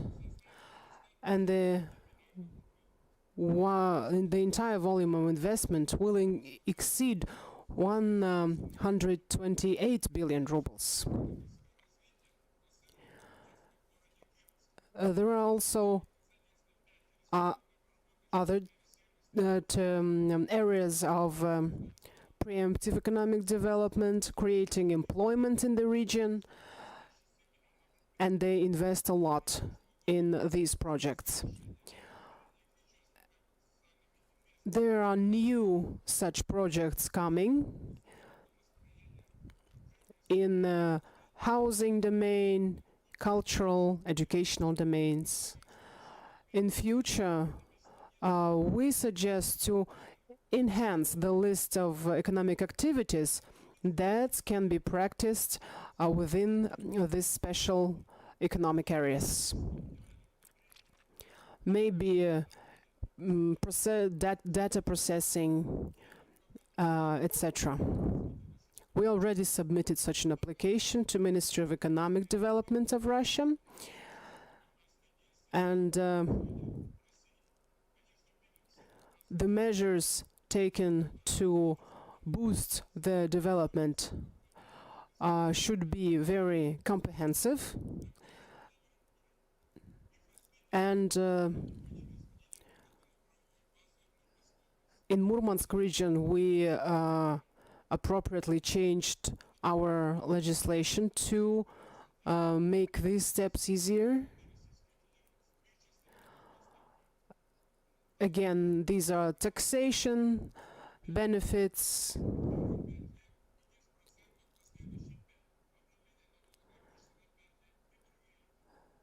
and other benefits.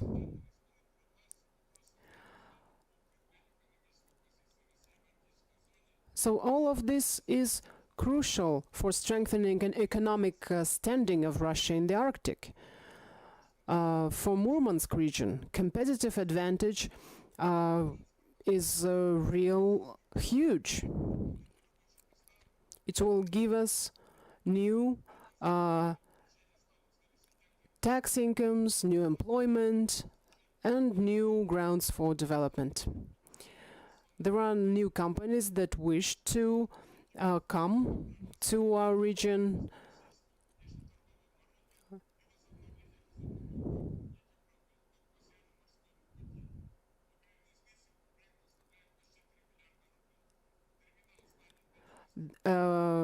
For example, it was the seaport terminal in our region that will bring investment and employment. In order to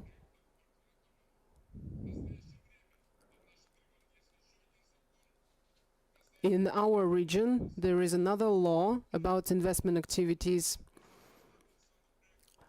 So if it's a large-scale investment project, land plots are given without bidding. I mentioned the most exciting examples of the work that we're doing, but still sustainable development of the Arctic and the North is key. Arctic is our home, and it depends on us. How good and how high the quality of life will be here. I think without good life in the Arctic, Russia cannot achieve its goals. Thank you. And now the floor goes to Irina Zikunova, the chairwoman of Legislative Duma of Khabarovsk Krai.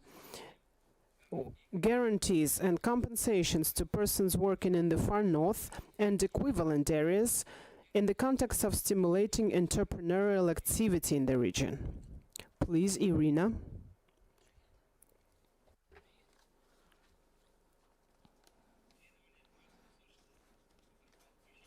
We can't hear you. Please turn on your microphone. Петр Васильевич, я приветствую вас и участников Северного форума по устойчивому развитию, его парламентской площадки. Признательна за приглашение к участию и выражаю очень большую удовлетворенность по поводу формулирования тематики нашей работы, которая, несомненно, звучит гармонизирующе, сводя в оптимум интересы устойчивого развития в части высокого качества жизни, непротиворечивости экономических интересов и интересов защиты окружающей среды. Можно включить презентацию, я перейду непосредственно к своему выступлению. Оно касается проблемы, которую сегодня уже затронули, а именно вопросов обеспечения гарантии компенсации лицам, которые работают в районах Крайнего Севера и приравненных к ним местностях, но во взаимосвязи с возможностями обеспечивать развитие предпринимательства в регионе.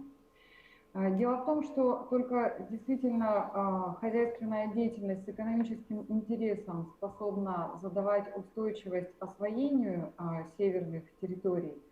Следовательно, тот пакет социальных компенсаций, которые принимают на себя субъекты предпринимательства, должен непротиворечиво ложиться на бремя затрат, которые они несут в этих территориях. The area of the far north regions and the equivalent areas is about 80% of the territory of the Khabarovsk region. At the beginning of 2020, about 40% of the total population, 500,000 people lived in northern territories of the region. At the same time, over the past decade, the population of this region have decreased by more than 10%. 58.3 thousand people, and the migration laws, which directly reflects dissatisfaction with the socio-economic conditions of living and working in the far north, amounted to 46,000 people, or 80% of the population decline. So, small and medium-sized businesses in the far north and equivalent work in special operating conditions, high transport costs due to the great remoteness of territories, poor infrastructure, high electricity rates, difficult natural and climatic conditions.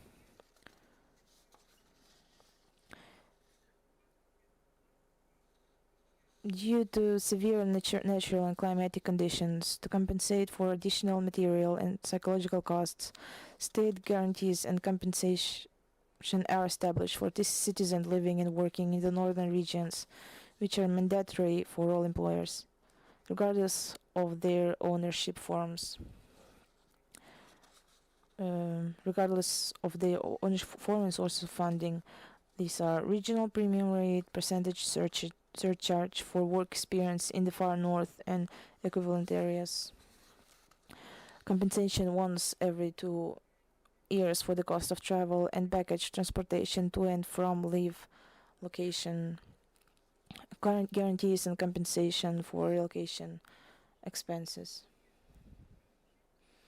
Reduced 36-hour working week for women working in the northern regions, while wages are paid at the same rate as for a full-time working week, additional leave for work in the far north and equivalent areas for 24 or 16 days respectively, additional day off for one of the parents with a child under the age of 16, guarantees to the employee who is dismissed due to the liquidation of the organization or redundancy. Regional premium rates are the main elements of district wage regulation. This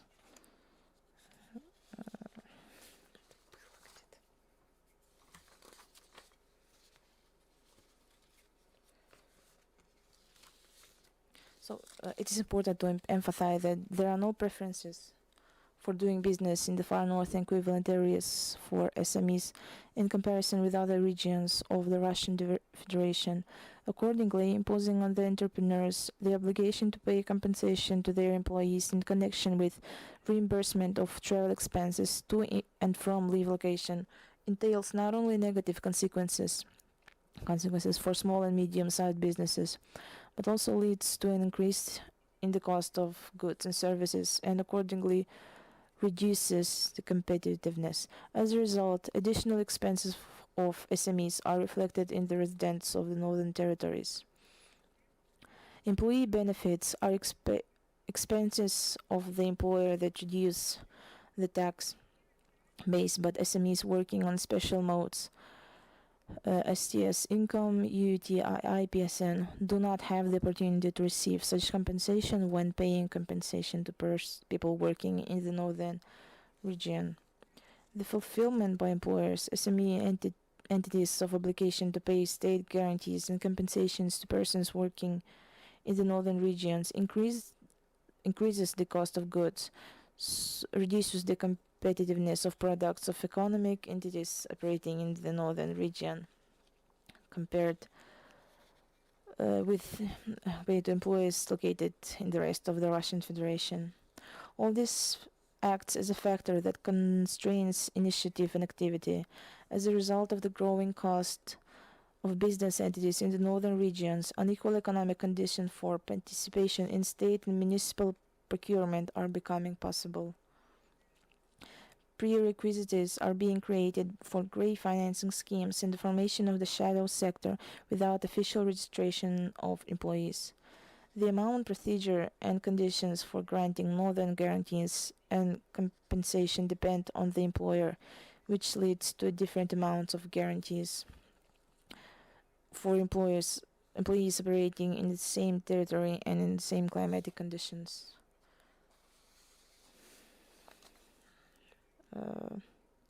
So according to the resolution of this fourth Far Eastern Forum of Entrepreneurs held on September to October 2019 in Khabarovsk, the government of the Russian Federation was recommended to work out the possibility of compensating employers for the payment of northern surcharge from the federal budget. The Ministry of Labor and Social Protection of the Russian Federation was recommended to amend the law of the Russian Federation on state guarantees and compensation in setting the maximum amount of compensation for the cost of travel and baggage transportation to and from leave location per person expressed in the minimum wage. At the same time, provide for the right on the subject of the Russian Federation to increase the amount of compensation on its territory, and the right of the employers to increase the amount of compensation at its own expense. Establishing the possibility of compensating the costs of moving from the northern region to a new place, residence only for citizens who are recipient of the northern pension who have worked for the employer for at least 5 years, securing funding from the budget for annual additional paid leave, an additional day off for one of the parents with a child under the age of 16, and a reduced working week for women, revision of the methodology for calculating wages in relation to the payment of the regional premium rate and percentage surcharges to wages by small and medium-sized businesses.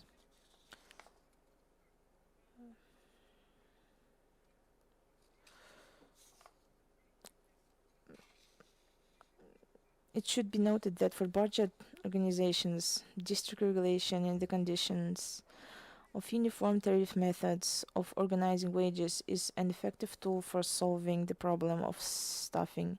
It should be recognized that the situation with unequal rates for industries and types of activity is unacceptable since the rates reflect the spatial conditions of activity. Differences in the intensity and qualification of labor reflect the basic tariff elements. So, the last slide here.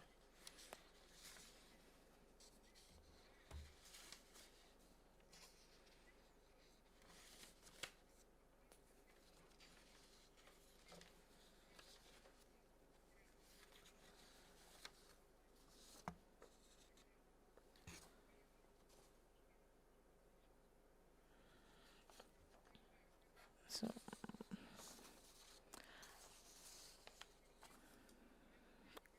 at the same time, the district regulation of remuneration of employees of commercial organization does not make economic sense in itself, unless these organizations are network type structures with branches in different regions.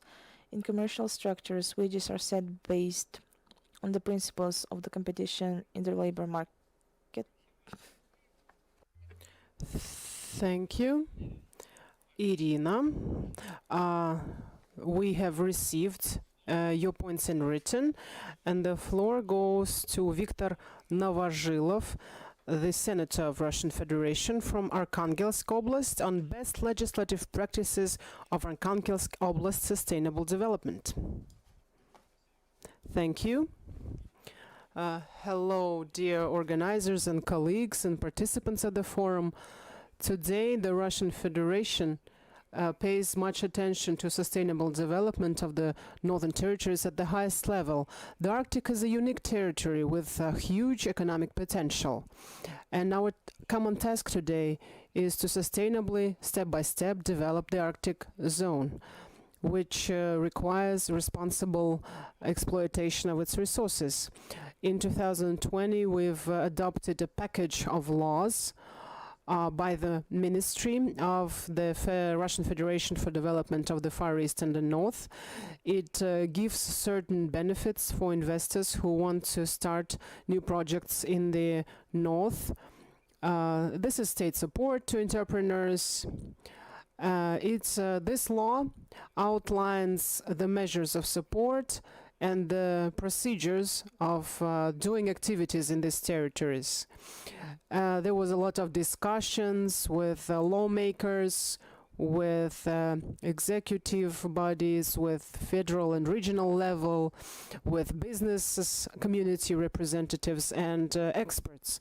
We understand that after this package is accepted, we need to tune it up, and we see such a necessity.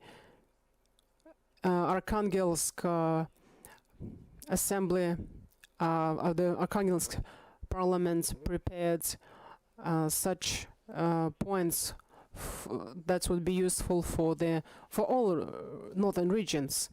Some regions of Russia, Karelia, Komi, Sakha-Yakutia, Krasnoyarsk territory, Arkhangelsk territory, are only partially in the Arctic zone. And due to that, many companies have difficulties when they operate in these regions. And due to the adoption of this law on supporting entrepreneurs, the residents of Arctic zones, you can only become one only if your organization doesn't have any branches outside the Arctic zone. But the company who is majorly in the Arctic zone, they are forced to have their representations outside of the Arctic.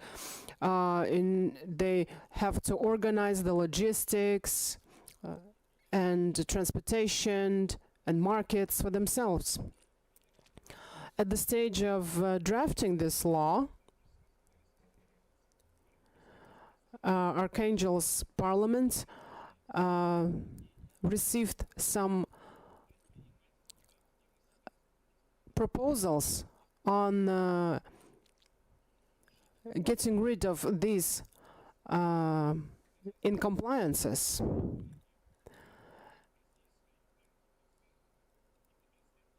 So the members of our parliament developed some amendments into this law on supporting entrepreneurs.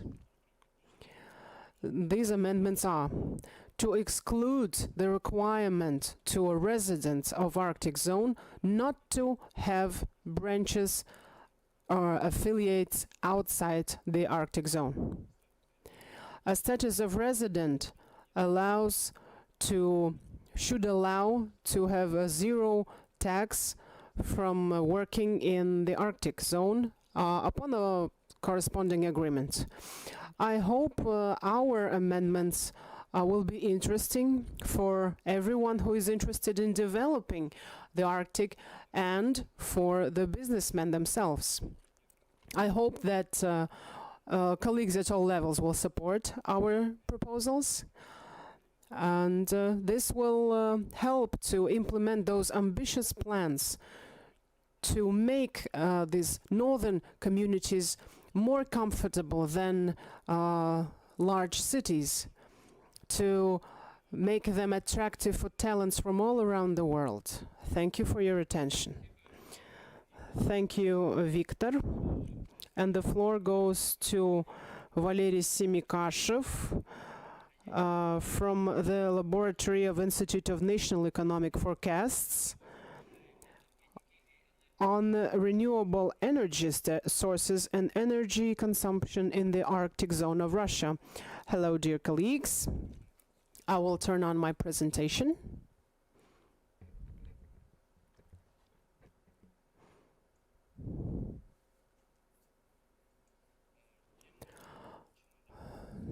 So you know my topic, it's about renewable energy.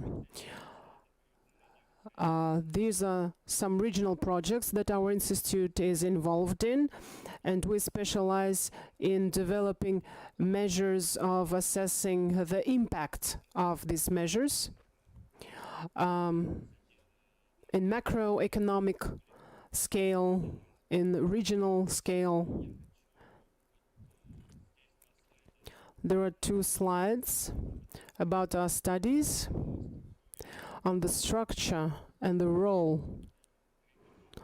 of regions and territories of Arctic zone of Russia in energy consumption and heat consumption. Despite the fact that this region is a unified managerial unit, but energy supply-wise, all the regions are different. Sometimes there are huge centralized systems of heat and power supply. Sometimes there are decentralized systems.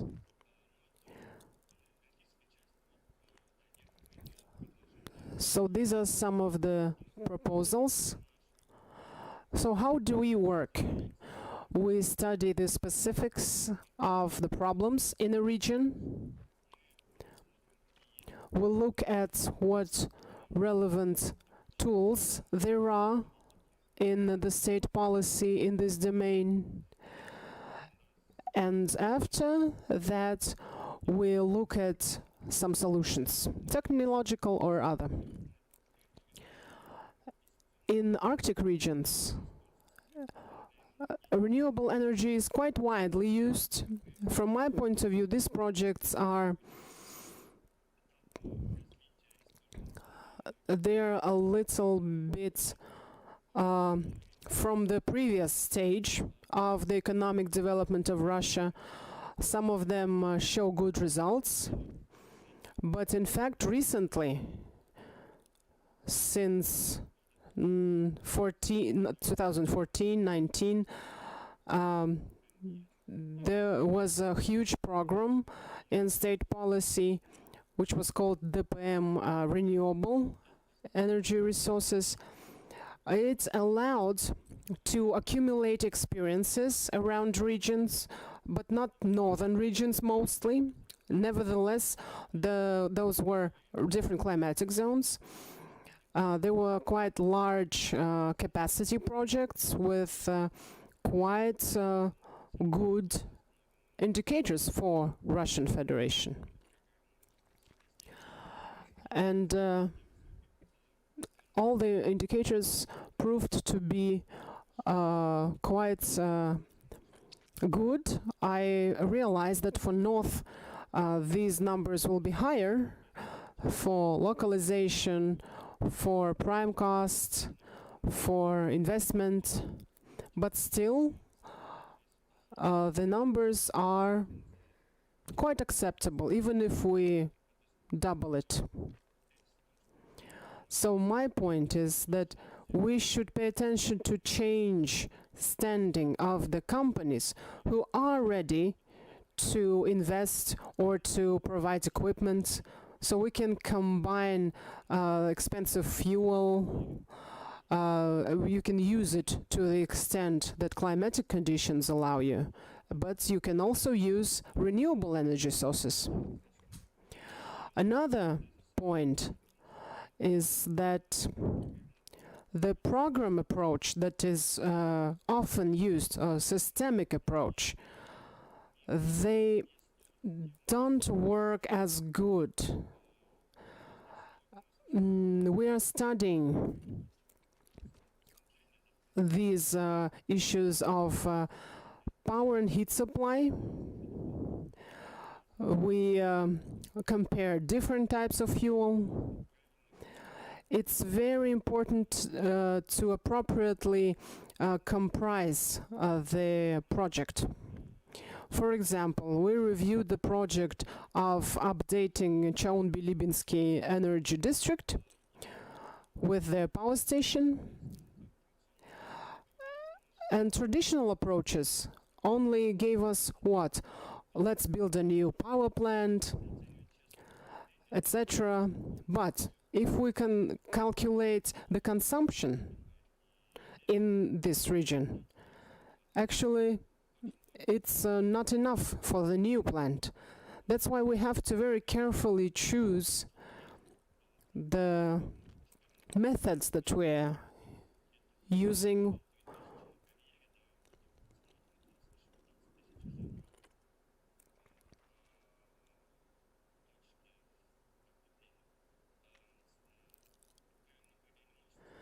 So we should very carefully calculate the capacity, the value for the population. Another aspect is in Russia, renewable energy projects will be cheaper in Russia because we have the experience now. Also, there is such a project as alternative heat plant. Many authorities are afraid of this because they see that it will increase the tariffs for the population. But some projects already have started, and different levels of authorities have agreed to test those.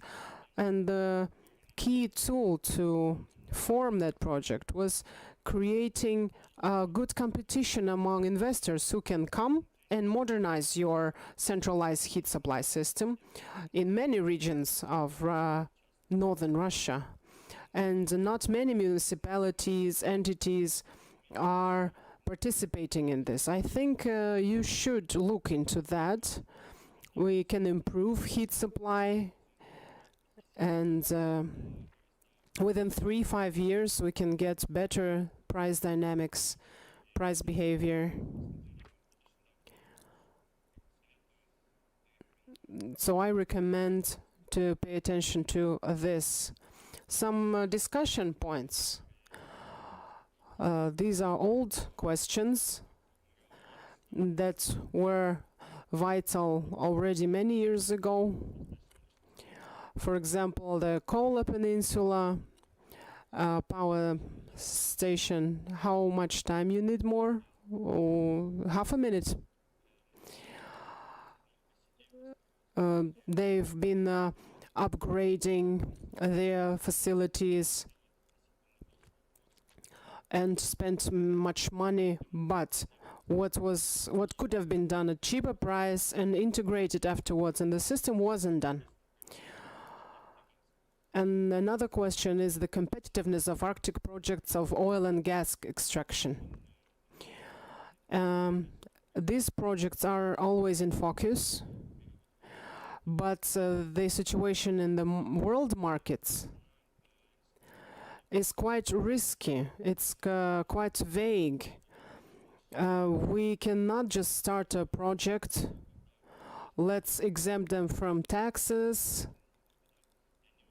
and they will now go into market and they will be successful. It's often a risky strategy. We have to analyze more. So that's it, and thank you for your attention. There are a lot of different aspects. Existing mechanisms don't account for specific features of regions. I can see it in my domain as well. So I support solutions aimed at solutions tailored to regions and give regions more authority in taking these decisions.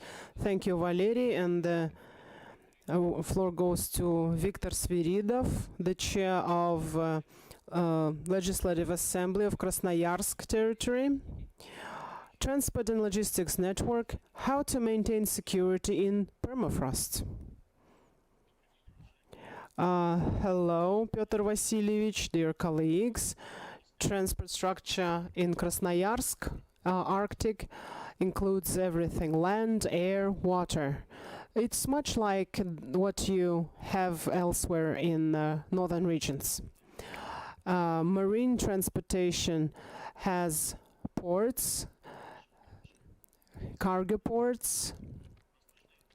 In the eastern Arctic, Yenisei River is the key channel.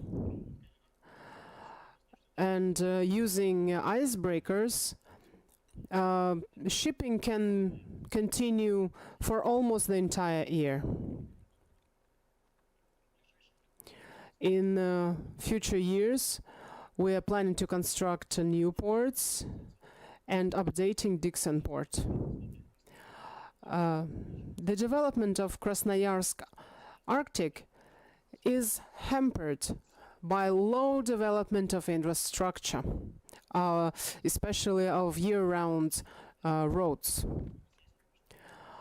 Yenisei River Shipping Company has many ships, many large ships, and metallurgical complex accounts for 63% of all cargoes. 25% goes for timber industry. Shipping in tributaries of Yenisei is more difficult because the rivers are quite shallow and there are not enough smaller ships. So it ranges from 4 to 7 months. Development of inland water transportation routes is envisaged in the comprehensive plan of Yenisei Siberia. In order to support the construction of the port, complying with all the requirements and providing supply of goods to the northern population, we think we should support the proposal of Association of Polar Scientists to enhance the program of leasing of Russian-manufactured river vessels to operate in the Arctic and the North. And the leasing term should be 15 years. Land transportation is formed by railroad and winter roads. Winter roads are about 4,000 kilometers. Most of them go along frozen rivers. Our proposal here is like this. We should reduce the number of winter roads included in the system. Should replace them.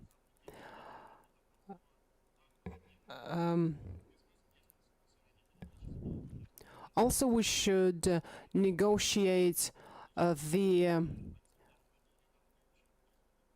transferring of plots of indigenous communities for construction of winter roads and provide compensations for those communities.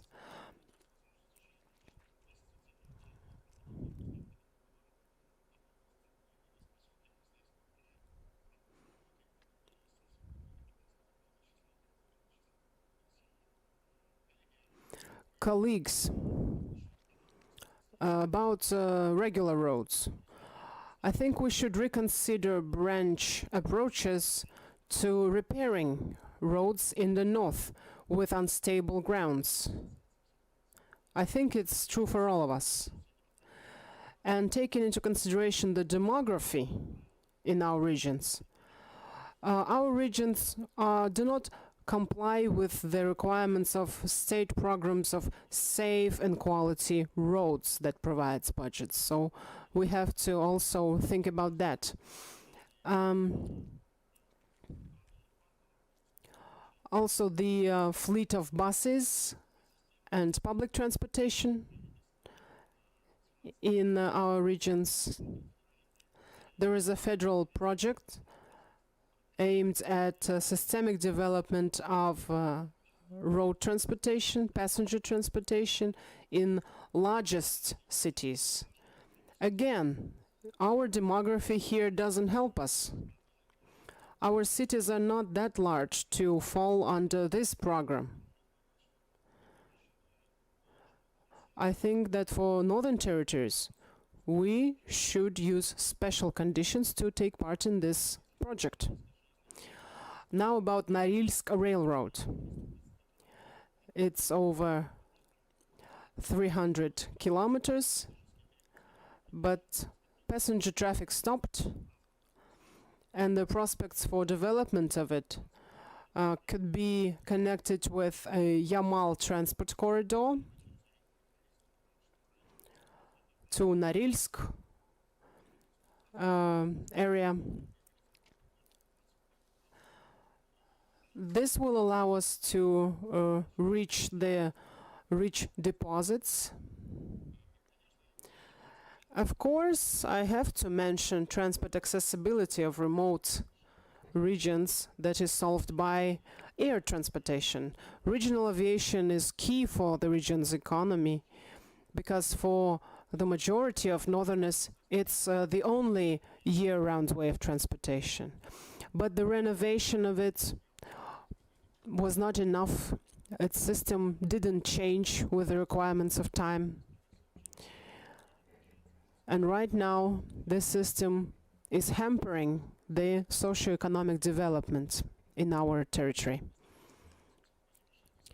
88% in the entire volume of air transportation accounts for intermunicipal flights.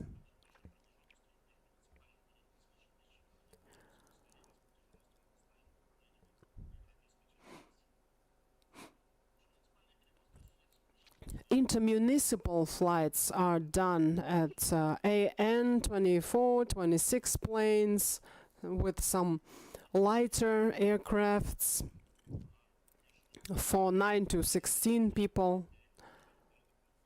And also intra-regional transportation is done using helicopters. I want to keep to the time limit, so these are my proposals for aviation. First, to consider construction, developing of new light aircrafts, new aircrafts to replace existing models. These planes should be able to land on dirt strips. Also, subsidies for companies of air transportation for passenger carriage.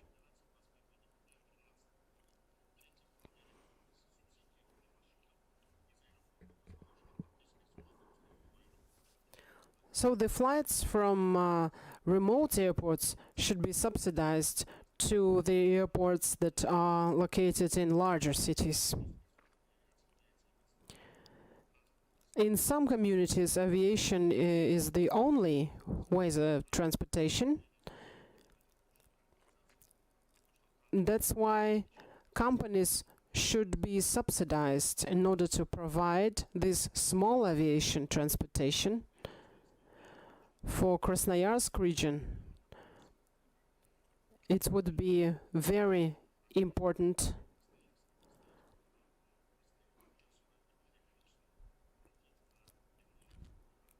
and of course the repair of our airports. Large airports have been reconstructed in our territory, but the smaller ones still are in urgent need of renovation. That should be the point of attention of all levels of authorities. Thank you, Dmitry, for your proposals.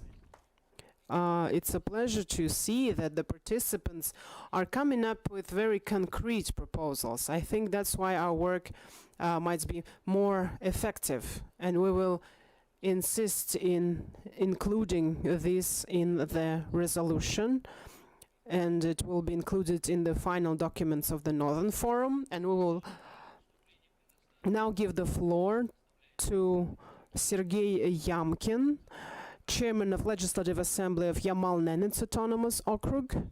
Legal aspects of life, sustenance and sustainable development of the Northern and Arctic territories, regional practices. I would like to use the opportunity to congratulate you on your election as the chairman of Legislative Assembly. It happened recently. Please. Thank you. Hello, Piotr Vasilievich, dear colleagues. Thank you for invitation and this possibility to outline Yamal's standing in the international arena. We share some visions. We think the same when trying to solve the most important task of for us, which is quality of life, food security, competitiveness in the market, and everything will contribute to well-being of our people. Just a few words about our autonomous okrug.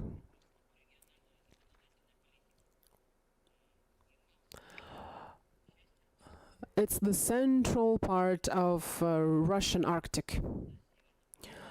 More than half of our region lies above the Arctic Circle. We only have 540,000 people and over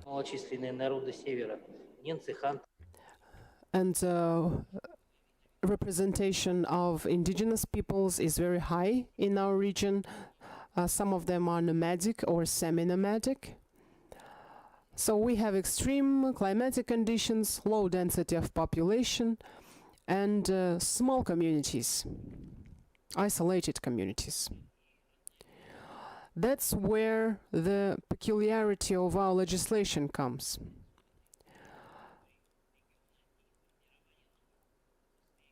It's considering the historical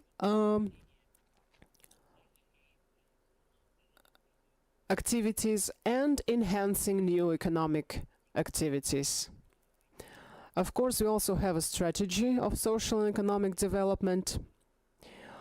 Today, our region is one of the leaders for taxes sent to the national budget, thanks to investment projects implemented in the region. What was done to achieve it? First of all, we reconsidered regional tax preferences, which allowed us to very properly formulate the investment projects. There are tax vacations, tax incentives, etc. And it's functional both for large and small businesses.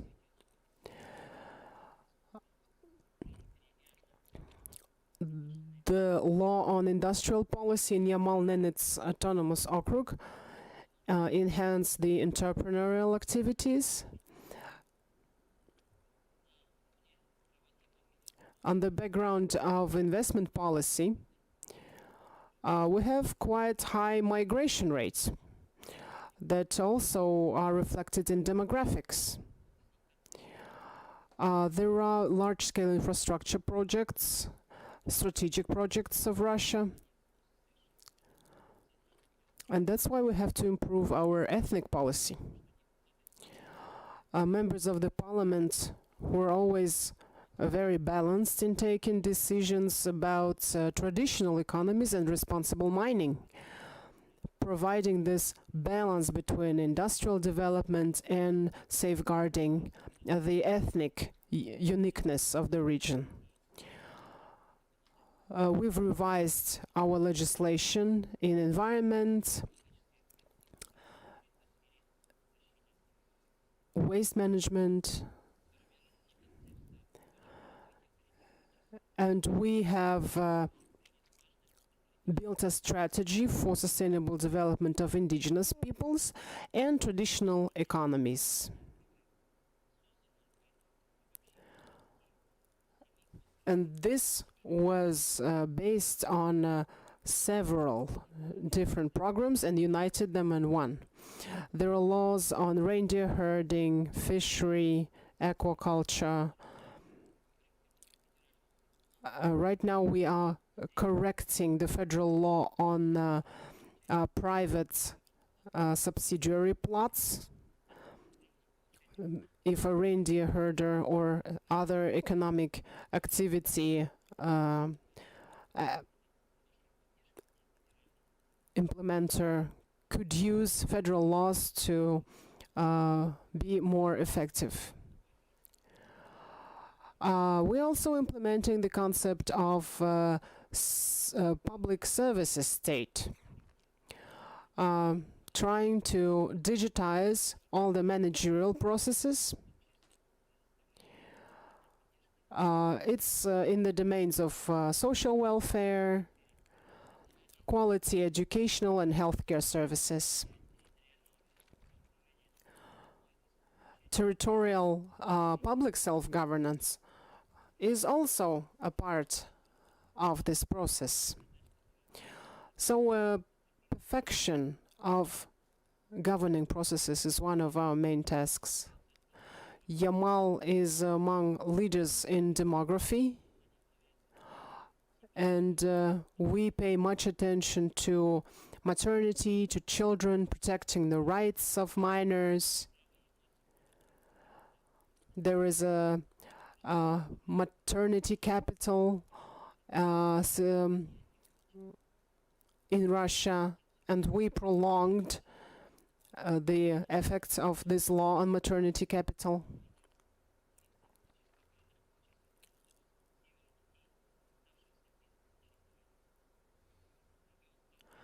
The region became a pilot one for testing nomadic education and Arctic medicine.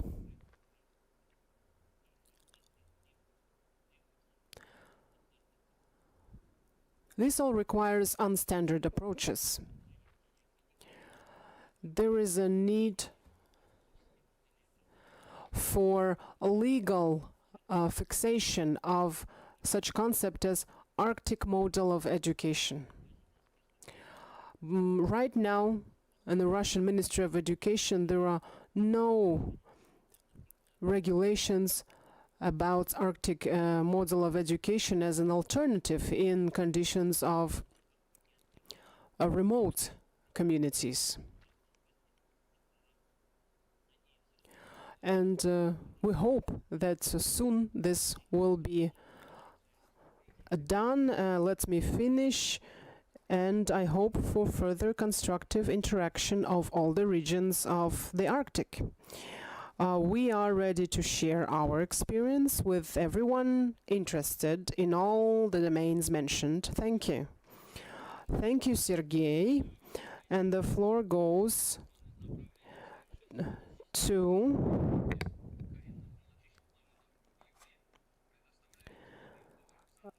Alexander Navyukhov, member of Committee on Economic Policy, Regional Development and Nature Use of Duma of Khanty-Mansiysk on the improving of system of sustainable development of indigenous minorities in Yugra Autonomous Okrug.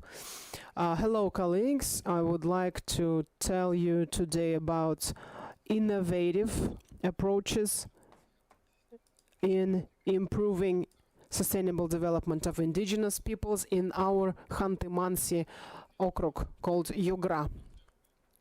We assessed the regulations not only in our regions but also the systems of our colleagues in the Ural federal districts, and the model that exists today needs some amendments and innovations because there is a number of state programs today. The concept of sustainable development that envisages over 7 directions, and it's extremely important here that our territory with indigenous peoples could use all these resources effectively. In 2019, the governor of Khanty-Mansi Yugra declared the launch of a priority regional project improving the system of sustainable development of indigenous peoples in Khanty-Mansi Yugra. The main task is to relaunch the system of interagency interaction for the interests of indigenous peoples. We hope to improve the quality of public organizations, a new system of coordination within frameworks of all the programs that are adopted in the region. This project will also allow to have new approaches to interaction of public authorities on different levels, federal and regional. We discussed it widely with all our public organizations and councils created at local governments, and we received wide support for this project. The project is planned to last until 2022. The most important thing here is that we divided this project into 3 stages. First stage, which is already completed, it outlined priority directions for every authority in our region. So we gave every department authority to implement these state programs for indigenous peoples. There are about 12 departments. They changed their regulations and they now have new authorities, and they now can implement measures to raise the quality of life. And today this stage is over. Now all of the departments completed their documents, regulations.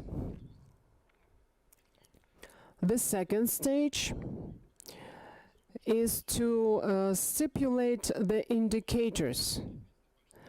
As you know, in many regions, there is one program or a couple of them that are addressing indigenous peoples, but all state programs that have something to do with indigenous people should have their sub-programs that are aimed at indigenous peoples. And within frameworks of this expert review, we receive quite interesting proposals in IT, education, telemedicine, emergency situations. Everything is aimed here at making the life of indigenous peoples better. And the third stage is monitoring of those indicators that were stipulated in these state programs. We understand that the coming 3 years will see a lot of work of listing the indigenous peoples and the tasks that are now before us would minimize administrative barriers, would eliminate digital disparity of people from remote communities. The new models that are being tested, they should be based on new technologies. The technologies that seemed very fantastic yesterday, but they can be very well used today, and they will not only improve the quality of life of indigenous peoples, but it will allow the traditional knowledge to be integrated into the world knowledge. On our part, we are willing to share this project, and we can send you the basic proposals. Thank you. Thank you, Alexander. We go to experts' speeches now. Time limits for experts is up to 5 minutes. Mr. Alexander Pilasov, Director of Doctor of Geography, Director of General of Regional Consulting Institute. Dear participants of this parliamentary session, I would like to say about some results of research that was done over the last years and some takeaways for the Sakha Republic. We'll be very brief. Here we see a map, and you can see the density of municipal local roads. You see the unprecedented role of Yakutsk and Yakutsk metropolitan area, and around it there are no roads at all. So the role of Yakutsk as a large hub agglomeration, it's even higher than Moscow. If we talk about the influence on the surrounding territory, you can see it from this map. And this is the zoning. Siberia and Far East, we again see here Yakutsk. You can see the zones of accumulation, corridors of development going 3 directions from Yakutsk. Again, we see the huge role of Yakutsk. It influences thousands of kilometers around.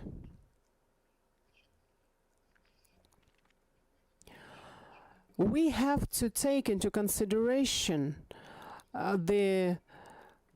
for the Arctic in our legislation. I only will say that right now the part on the right, the things that are not taken into consideration prevails. We have 2 ways of overcoming Arctic limitations. Try to make non-Arctic out of Arctic. Just treat it like a regular territory. And there is another way. Develop special institutes, special approaches. Of course, we are pro the second approach. Zonality. We should consider and always keep in mind the zones, that there are different zones. Also, there is polyfunctionality of the Arctic in the Arctic. Sometimes you're forced to combine 2 jobs. There is no differentiation of labor in the remote communities. You have to be everything in one.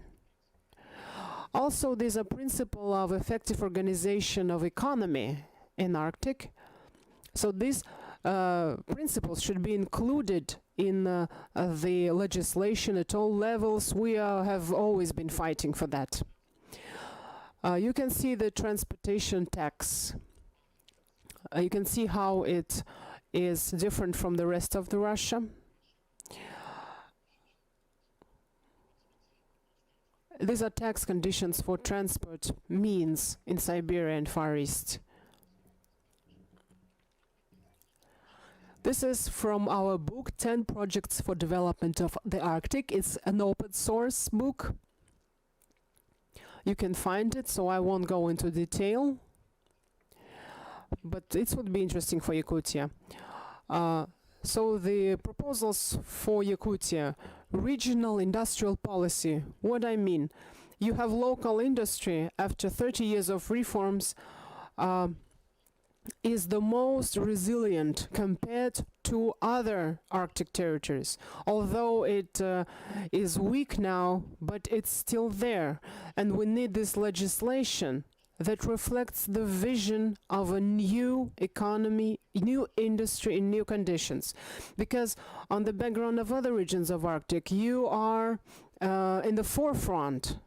You still have this industry.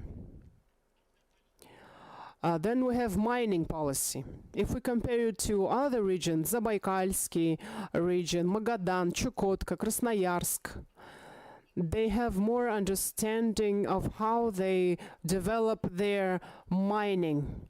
Not diamonds or gold, it's mining.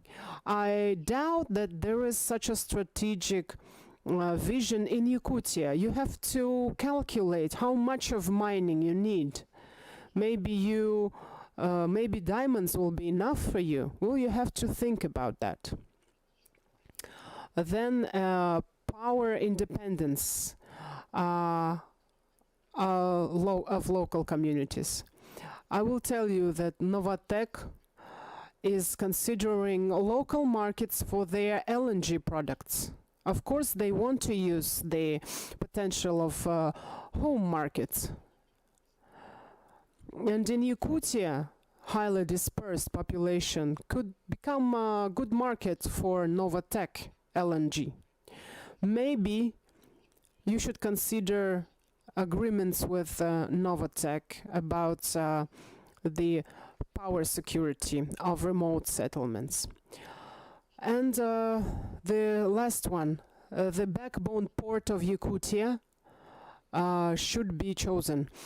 People think that it should be Tixi, but you again have to think about it. Which port should be the main port of Yakutia? And then again, you have to reflect it in your legislation. Thank you. Thank you, Alexander. And the word goes to Mikhail Zhelezniak, the director of Permafrost Institute in Yakutsk. The stability, resilience of engineering constructions and linear transport system in the Arctic. Good morning, and to someone, good evening. Of course, this forum discusses a lot of different issues that are to ensure the development, sustainability in Yakutia. Can you please show the first? So, in the northern regions, it is obvious there is low temperature, and then, of course, ice, which is very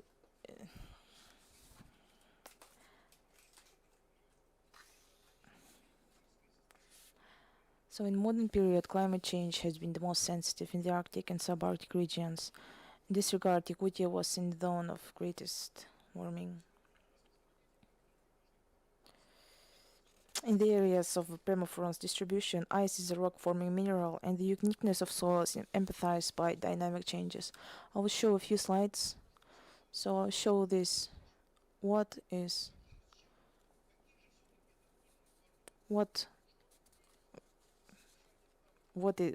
the ice in these areas?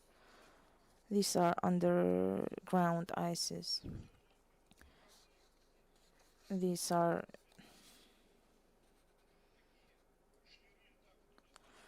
big packs of ice. So in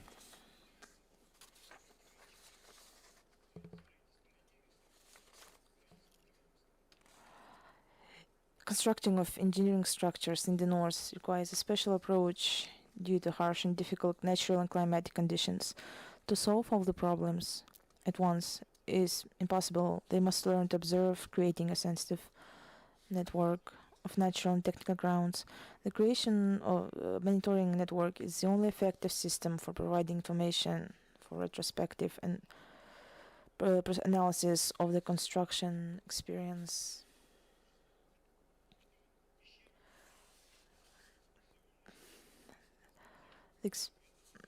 The construction of the engineering structures in the north requires a special approach due to the harsh and difficult natural and climatic conditions. To solve all problems at once, unfortunately, so this takes a lot of monitoring. So analysis of the material obtained in the course of engineering and geological service and scientific research allowed us to identify a number of necessary measures to improve the quality of roads during constructions and operation. So today is also necessary to find ways of interaction and cooperation between scientific organization and companies operating on the territory of licensed areas. Companies operating on the territory of natural systems together with scientific organizations should and can create effective systems for monitoring the state of the natural environment. This is primarily due to the permafrost and environmental conditions that determine the stability and safety of life in the north. This can be an ideal way to gain new knowledge about the natural environment and the sustainability of engineering systems, which in the future will allow to develop projects and recommendations for the environmentally and technically safe development.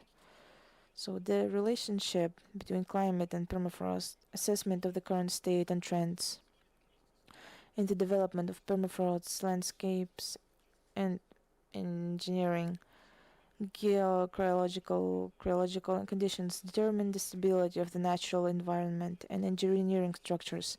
This task requires an integrated scientific approach and is crucial for developing regions of the Arctic and subarctic. The forests of the taiga zones of the subarctic are characterized by the restoration and development of the cryogenic processes. In this regard, it is necessary to develop logging regulation that take into account the geomorphological and permafrost conditions on the sites.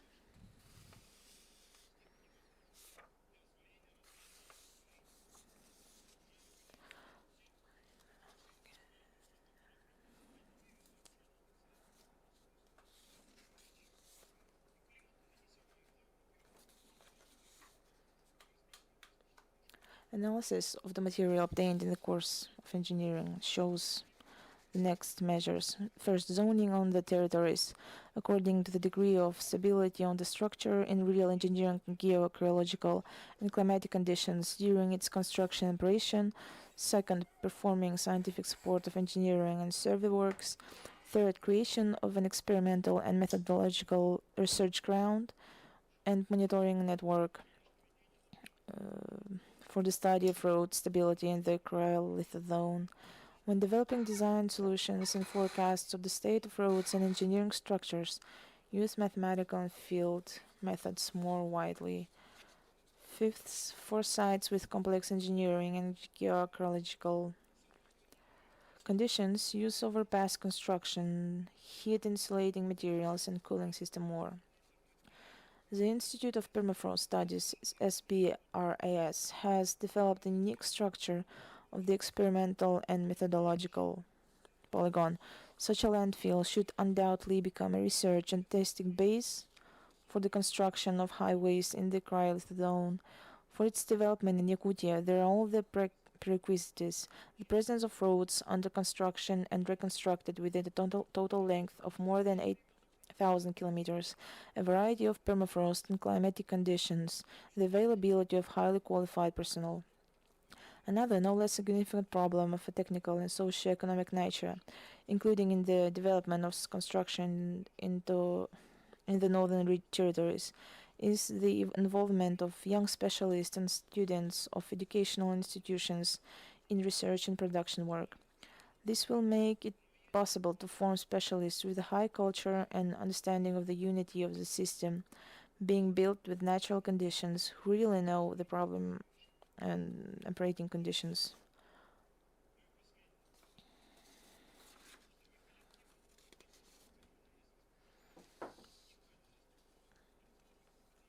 A significant difference in the natural environment of the northern regions of the Earth, as already noted, is the harsh climatic conditions and the presence of permafrost, which subsequently determine the features of life support in the north. Taking into account the specificity, complexity, and dynamism. Thank you for your concerns. We share them, and we will insist that on federal level there should be more detailed approach to protecting permafrost and legal regulation in this domain. Now the floor goes to Alexander Marin, the Deputy Chair for Innovative Development Committee on Transport, Road Infrastructure and Logistics, Chamber of Trade and Commerce of the Sakha Republic, together with Sergei Zelenkov, the co-chair of Regional All Russia People's Front of Magadan Oblast. Please, Alexander and Sergei. We cannot hear you. Please turn on your microphone. Dear participants of the parliamentary session, climatic tuning of standards is very relevant. When Russia entered into World Trade Organization, some procedures for certification of testing was abolished. In May of this year, the Customs Union discussed the use of wheeled vehicles, and the standards that exist in Russia are changing. And the third, this project of changing the technical regulations does not take into consideration the very cold conditions.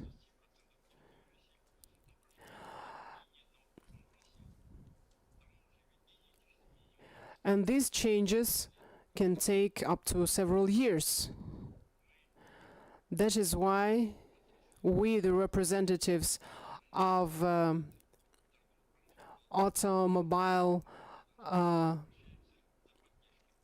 agencies, we want your support, not only for quicker actions, but also to improve the legal framework of standards for cold climates. Maybe we should create a working group of parliamentaries from extremely cold territories, and the model of distribution of dividends of Alrosa Diamond Company should be taken as a model for the representativeness of such in that body.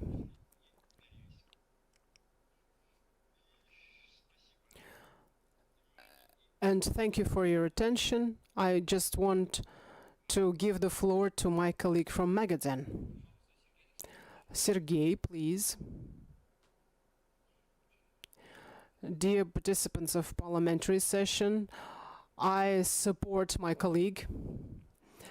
As a driver of an ambulance car, I know that there is a project of supplying these ambulances, but we get the automobiles that we have to tune up ourselves. It turned out that there is an absurd requirement for ambulances. There is a technical regulation that says the automobiles should be made for climatic conditions in macroclimatic region of moderate climate from -40 to +40. In other words, the ambulance cars that are for our regions are actually prohibited according to the national standards. And there is no support in this sense. And the number of such vehicles is not enough for the investment in such developments to be profitable. And in the end, I would like to add that creation of such a working group will become great support for the improvement of the entire economy and transportation system. And thank you for the final expert. And now the final expert speech, Rum Ushnitsky from the Northeastern Federal University,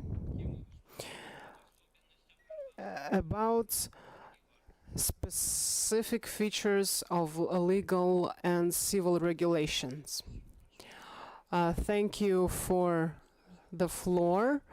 I congratulate all the participants of this assembly, and I would like to draw your attention to the fact that we are studying Arctic. We have the chair of Arctic law. It's chaired by Anatoly Sliptsov. This chair is running master's program in Arctic law. Now we have a group on the rights of indigenous peoples.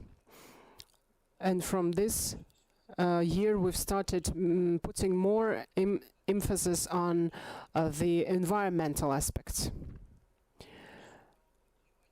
Arctic law should be studied, and we have potential to do that. Please reflect that in the resolution. My domain is corporate law and civil law. Civil law is common for the entire country, but the conditions in the Arctic should establish different mechanisms. For example, indigenous communities. In extreme conditions of Arctic, only a communal way of existing allowed them to survive and safeguard their identity. So ancestral community is a way of living, is a way of economy, and it should also be some kind of legal entity. And right now it's considered as a non-commercial corporation. And now indigenous peoples, they don't have a choice to which form of incorporation to choose. I think we should be very attentive to these issues because it's a very vulnerable topic. We have to regulate property relations very carefully, because staying in community, in an indigenous community, still should be a priority for indigenous peoples.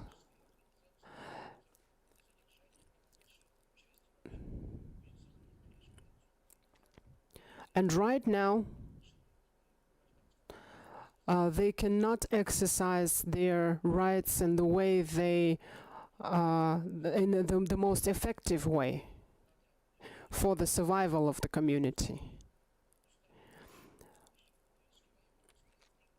So I think there is a lot of discussion and work to be done in the domain of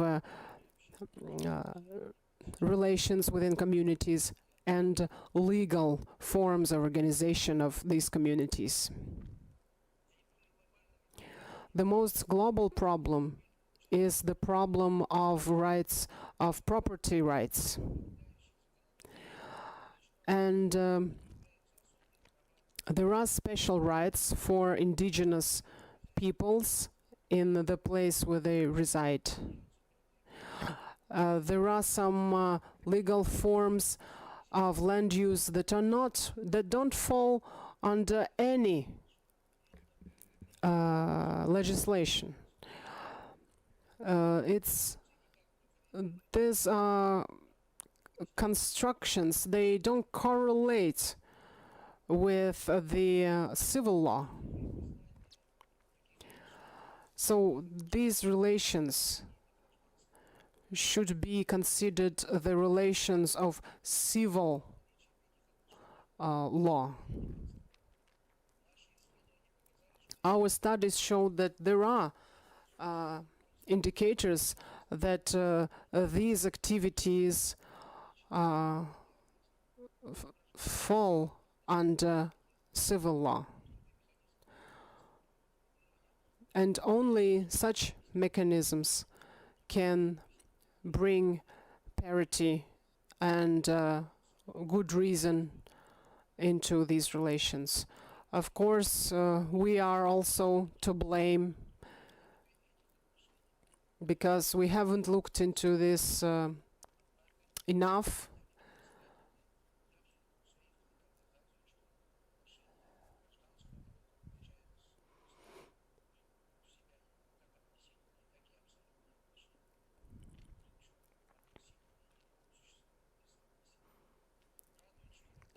And I'm glad to see that the issues of this Arctic law, property, etc., are now in focus of international lawyers and lawmakers. I published an article which received a lot of feedback on that topic. So, especially the land rights are very crucial.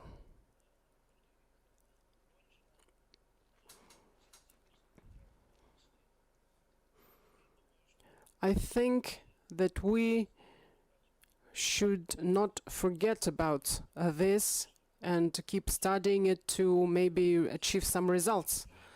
Thank you, Room. We have listened to all the reports and speeches. Now let's discuss the draft resolution. It was sent to you for your comments.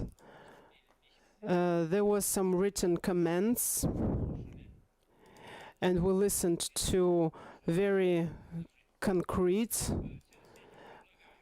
proposals. So I suggest that we take it as the basis for the resolution, and I ask everybody until 9th of October to send us in written your proposals and to instruct our working group to summarize all the proposals, to work on the resolution until October 13, to include this resolution into the final document of the Northern Forum. After that, this draft would be sent out to all the participants of the sessions. Do we have any other objections or comments? If there are no objections, then we will take this resolution as the basis. So I want to thank all and everyone for participating in this session. We held it together for the first time, as I have already mentioned. I think our session was successful. We discussed everything in detail. And I would like to thank the working group presided by the Deputy Chair of Parliament, Viktor Gubarev, for preparation of our parliamentary session. And allow me to close this session on legal aspects of life sustenance and sustainable development of the Arctic and Northern Territories within Northern Sustainable Development Forum. Thank you, colleagues.